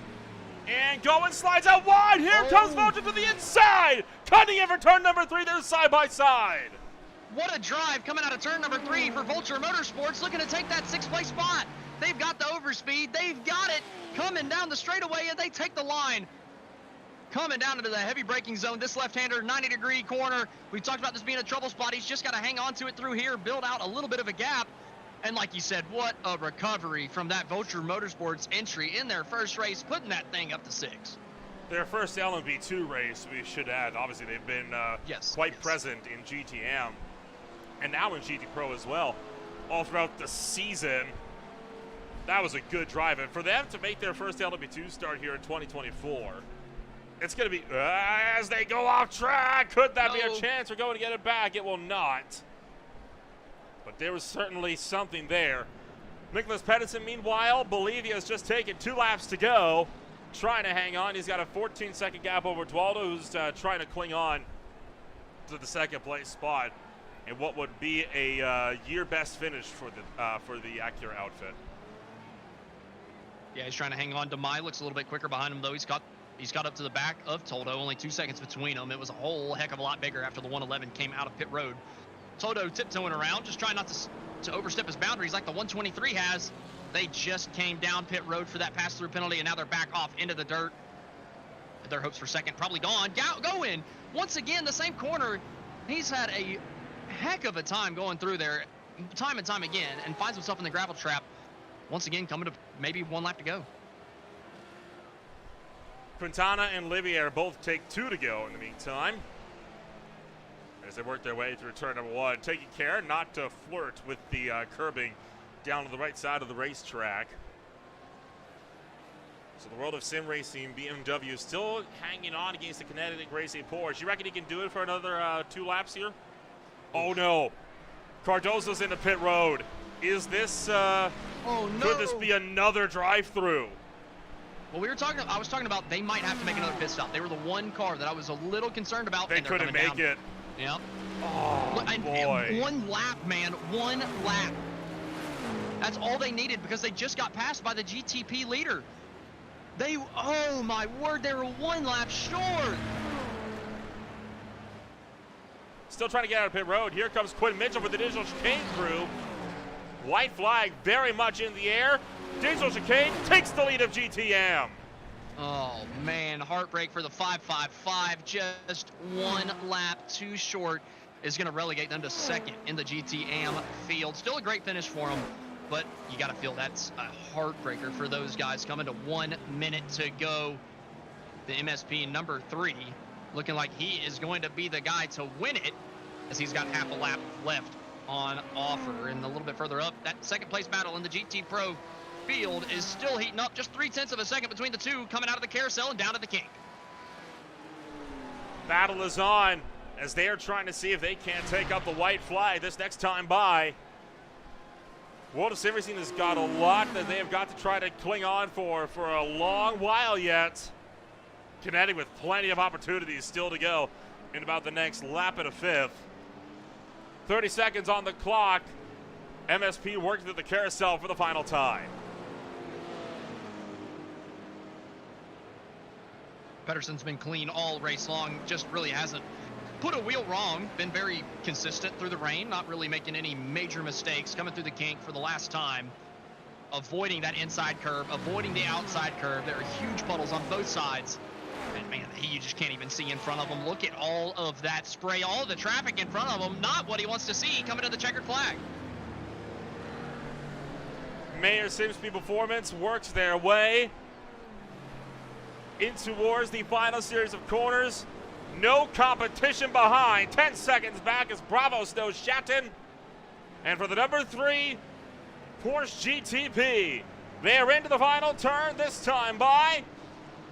And once again, Mayer Simspeed Performance find themselves on top as they are going to gun it through and take the GTP win. A little ways back, you've got Remy Loesch for Rising Panda Racing. They are working their way right now through turn number 1 with a good effort to try to see if they can get themselves working. But right now, it is all eyes on others like Jonathan Dance for Torque Freak Racing and Quinn Mitchell coming up the hill to win in GTM. Yeah, Quinn Mitchell, that number 80 has been quick. The last two races just absolutely flying, and they're going to come through to take the GTM race win. Hell of a job from the 80. They didn't do it without any adversity, or they didn't get through this race without adversity either. They had a couple of spins, able to hang on to the win after the 555 came down pit road. The GTP second, third place drivers, they were side by side coming through the final corner. Demai unfortunately spun it.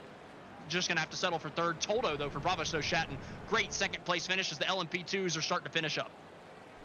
Quite a few of the LMP2s still yet to finish up their race, and a few of them a little ways out still from that run. Let's take a quick look at what happened to Christophe Demey here.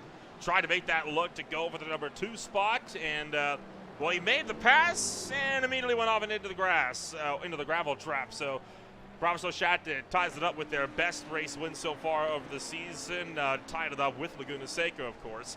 And then Torque Freak Racing have not found victory lane yet in 2024. It's been quite the drought for the number 6 entry. Looking like they might even be crabbing a little bit down the stretch there, although quite possibly ice playing tricks with all of this water on the racetrack. Torque Freak Racing will come on through for the first time in 2024. They will be your winners in GT Pro.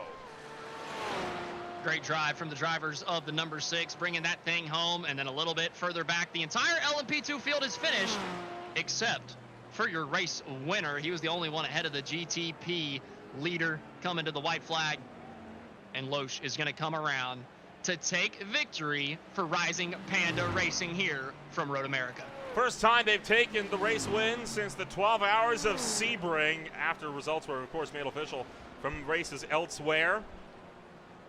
What a drive throughout this field, and I mean, what a race. This, it was looking like such a clean race, and then the rain really did flip it on its head, as the rain so often tends to do. Still waiting on the last few drivers to come across the line. Just a few stragglers left before we'll be able to fully wrap this show up, but my goodness, what a run.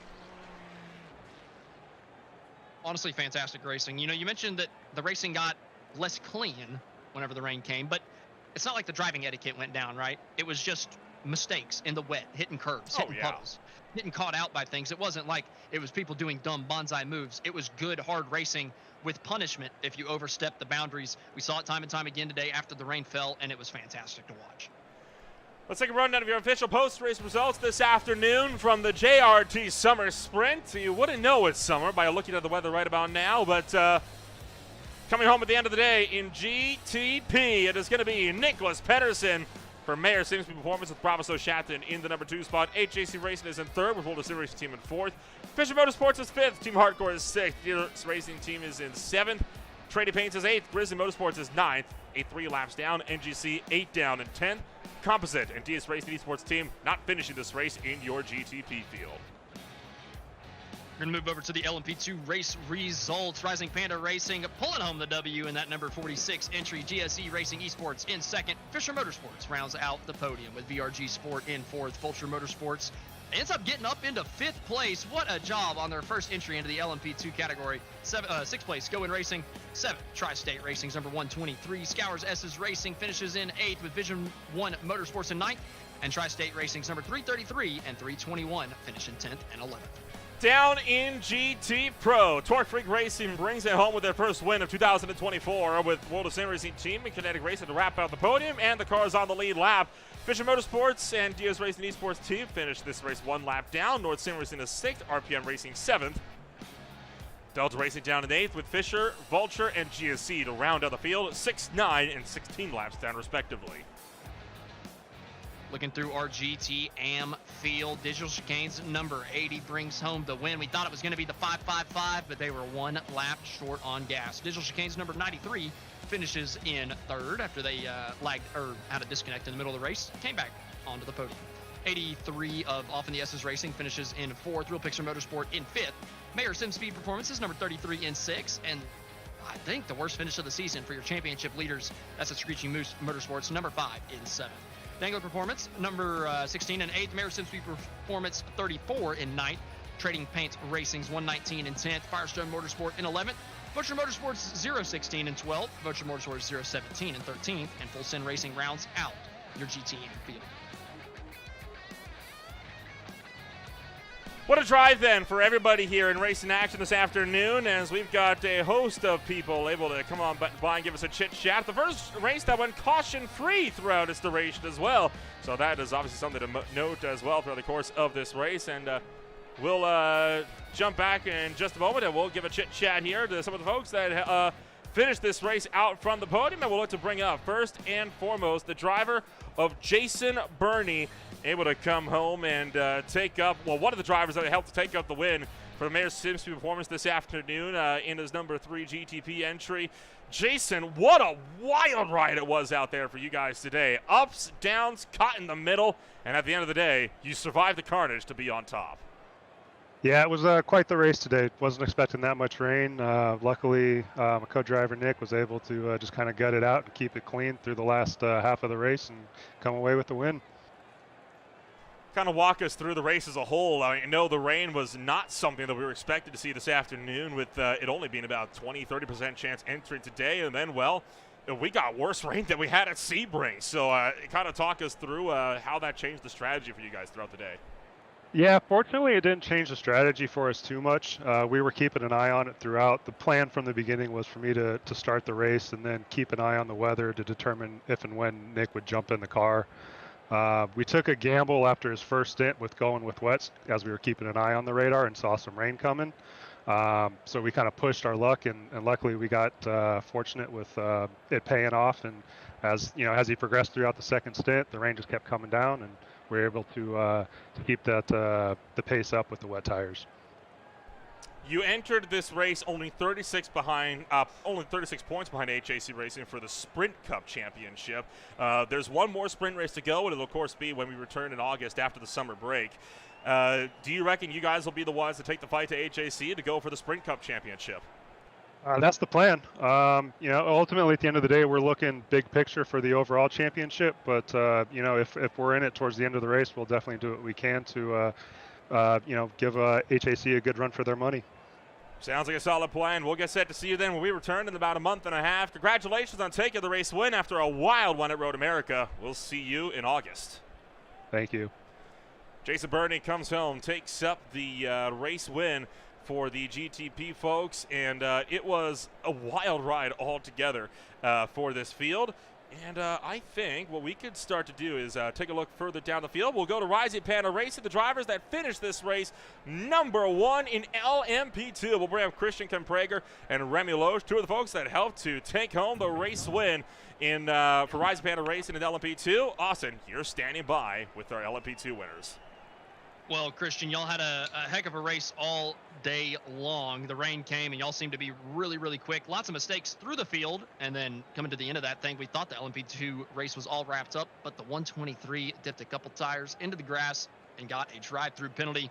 What were the thoughts behind all of y'all's minds whenever y'all saw him have to come down pit road and hand over the race lead to the 46 there? It was the most intense race on the pit wall I've ever had. I had pit wall duty today. The race for us started with an issue. Ryan had issues with his pedals 5 laps in. That's why we had to pit early. We were hoping we would make it on fuel without a splash. Was not that great being in the back of the field, but Remy made it work strat-wise. And then when the rain came, it just turned out that we could. It had 2 laps of rain with a bit of fuel saving to go to the wets.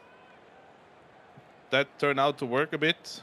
We had a bit worse tires than the others after they had pitted, but overall, we didn't have to do another pit stop. And Remy was a monster at the end on the new tires after the last pit stop. And shame for the 1, 2, 3 and for 3 State again. So close, but yet so far for them. We had to definitely push a lot on strategy and on the track. I guess Remy can say more about the tracks wise, but the luck was on our side today, despite some of the other sprint races we had. But GG's to the rest. Was a great race for us. Remy. Oh, sorry, Christian. All good. Remy, can you talk to me a little bit about, driving in these conditions? I mean, I've seen heavier raining on iRacing, but it was just so consistent for the last hour and a half, having the water pelt the racetrack. Just how difficult was it to tiptoe around there and try to keep pace and, be able to put yourself at the top step of the podium with such difficult conditions? Yeah, I've been lucky. I did practice a bit on heavy rain, even if it was not really forecast. But I had some braking point reference, and some stuff I knew before, so it helped a lot at the end, and the rain rise steadily through the last hour, so it was not as a shock as a big shower. We had time driving lap after lap after lap. Yeah, it was scary before turn 12, before we are corner 11 and 12 on the back straight, because when we were following 2 or 3 cars, we really can't see anything. So yeah, Chris and Ryan was telling me basically to drive left or right and which type of car was in front and where I had to brake. So in fact, a good teamwork at the end to, yeah, for good thanks to my spotters of the day, because yeah, we have one crash on this straight, hopefully, because they announced it to me pretty early. So yeah, and 200 focus. I think I'm still in the car a little bit. Yeah, it was really intense, and we were not quite pushing a lot because we were already ahead of the going car, and it was a bit of a goal for us championship to gain some points on them and to play for the season in the next race. And so we were doing our job, not pushing more than we can, and yeah, issue in the field did the rest.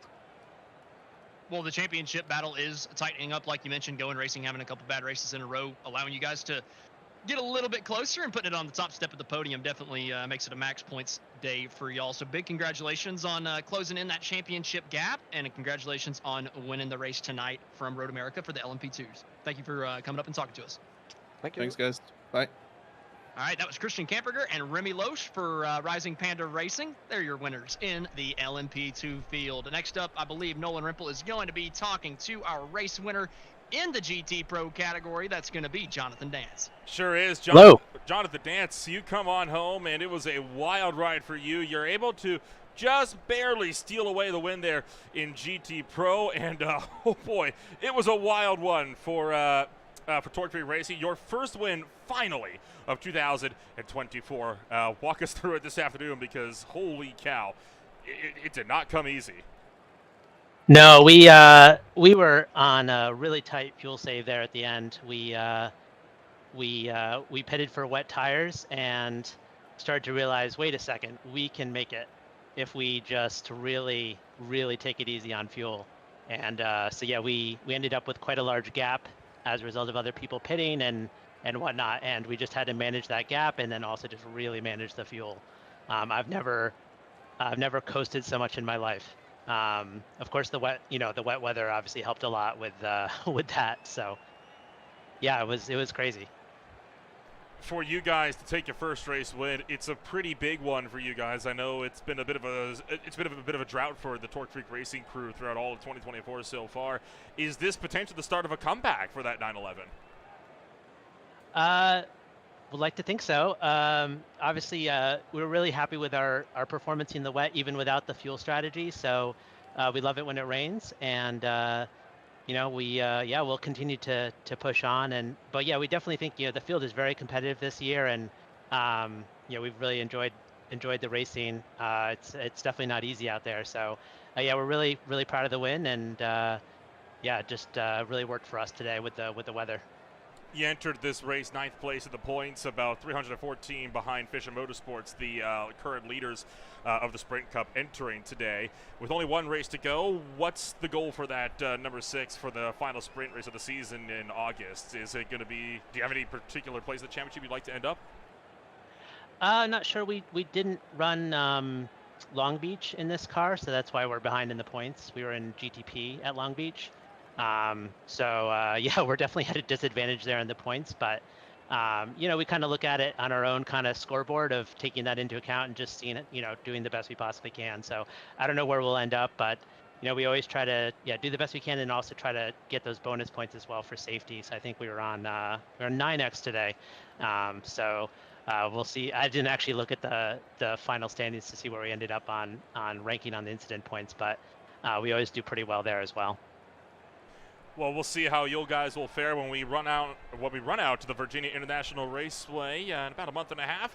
Congratulations on finally taking your first race win of the season, and we'll see if you can follow that with number 2 in about 7 weeks or so. Yeah, have a great summer break, and yeah, thanks for doing the broadcast, and thanks to JRT. We couldn't have won this race without JRT today. Thank you as well to Jonathan Dance. Coming on up here for Torque Freak Racing, your winners in GT Pro. Bring us on down to the guys that finished this race with the lead in GTM. Matthew Orvech, we'll bring Quinn Mitchell for the sister car as well in as well. So your GTM winners standing by with Austin Edstrom. Well, guys, it's becoming a pretty common occurrence that we get to talk to you guys at the end of these things. I feel like y'all are typically one of the quickest ones, if not the quickest in the GT AM field, week in, week out, putting down ridiculous qualifying times. But this one didn't come without a little bit of hairiness, I'd say. A couple little spins, trading the lead back and forth. Man, what was just running through y'all's minds whenever, like I said, the lead was trading back and forth, and it just seemed like every time we were looking back at either you guys or the 93 or somebody else towards the front of the GTM class, they were spinning out coming through Sector 2. Yeah, it was a really tricky race. Fortunately, I got to drive the dry section of the race, so that was that was less torrential for me. I had a great qualifying. I almost off-tracked like 5 different times during my quali lap. It was full push, so I was really glad to get that. We had a very good start. Starting towards the front of the pro leaders as well, being able to take overall lead at some point as well through pit stops and. Was able to stay out of trouble, just hand Quinn the car with as many, as little incidents as possible. I only got 2 during the dry stints, and I know there was a mass disconnect that happened for a lot of people too, as the rain was rolling in, so we were a little surprised that they didn't do a red flag or anything like that, but we're pretty grateful that they didn't. It ended up benefiting us quite greatly, so that was interesting to see. But yeah, we had a few spins. It was a little close there with dogs on webs at the end. They had a great run. We were trying to think if they had enough fuel, didn't have enough fuel, and we knew it would be really close to within a lap or two. So it was very great to actually win a race. We've been so close so many times. I know Laguna was great for us as well before we got into a pretty significant incident, which took us fairly out of it. So yeah, it was good to see. I'm honestly shocked that this is your first win of the season. I know y'all have had the speed to win races, but it just feels like the bad luck has bit both digital chicane cars every single week. So how does it feel knowing that y'all finally got a clean race under your belt to where nothing major happened, nothing crazy happened to the 80? Obviously, the 93 was hit with that disconnect. But for the 80, just be able to put a complete race together and bring it home at the top step of the podium in a dramatic fashion with the 555 having to come down pit road late. How does it feel just to, like I said, get the clean race in, and can you turn that into momentum for the rest of the season and actually challenge that number 5, the points leader, who had a really bad night tonight? Well, we really hope to. It's with them finishing lower, this is like extremely unfamiliar for them. So hopefully we can make a run with it. This was certainly not an easy race for us. This was one of, I think, for me personally, being in there at the end with it trading back and forth. This was the toughest race I've run in this series.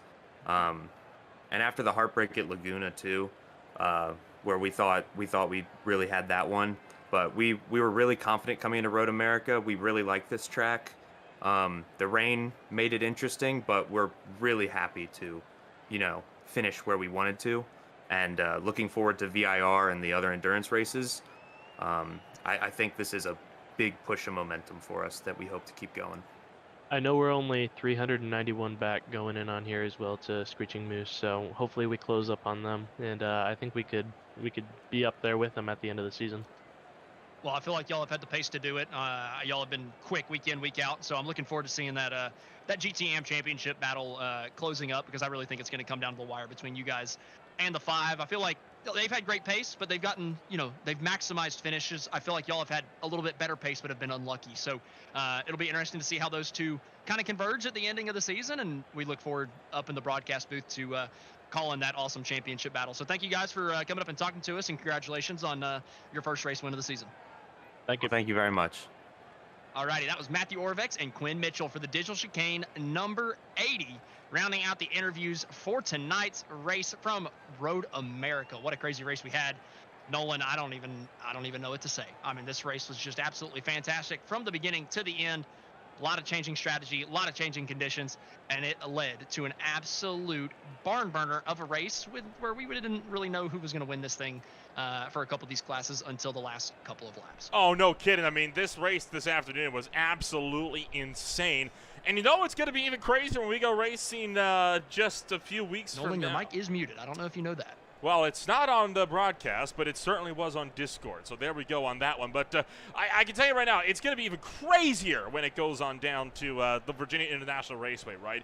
It's known, I've heard two nicknames for it. I've heard it dubbed as America's Motorsports Playground and America's Nürburgring. I don't think I've heard a more apt description than those two in my life for that place. It's going to be insane for the last 2 hour and 40 minute sprint race of the season. Yeah, I can't wait. They said VIR. I cannot wait to see that thing. And if it rains again, that's going to be a punishing place to run around in the rain. So we'll have to wait and see if we have any forecasted weather. And even if we don't, it's going to be a fantastic race week in, week out. The VSCA Sports Car Championship puts on phenomenal racing. Coming up, it's the Indianapolis doubleheader on Green Flag TV. We kick it off with the Classic IndyCar Series at the end of this Grand Prix. That'll be tomorrow at 11 a.m. Pacific time. That's 2 p.m. Pacific time for Green Flag. And then on Monday, the day after, the High Tide Racing League Amateur Designs Cup Series opens up the 2.5-mile oval for a race around the Brickyard to kick off the round of 12 for the playoffs. And then, of course, the OMSRL Cup Series back in action. They'll be racing at Daytona International Speedway, the World Center of Racing, for the season opener. When the VSA Sports Car Championship returns, it'll once again be at VIR on August 24th after about a month-and-a-half long summer break, and they'll be running into the fall. So it'll be a little bit of a farewell for them, but I'm sure we'll be back in action with them before too long. For us here on Green Flag TV, that's all the time we're going to have for one afternoon. Thank you so much, everybody, for joining us. What a wild ride today it was, and we are in for so much more with the Sprint Championship coming to a close in a month and a half. We'll see you then on Green Flag TV.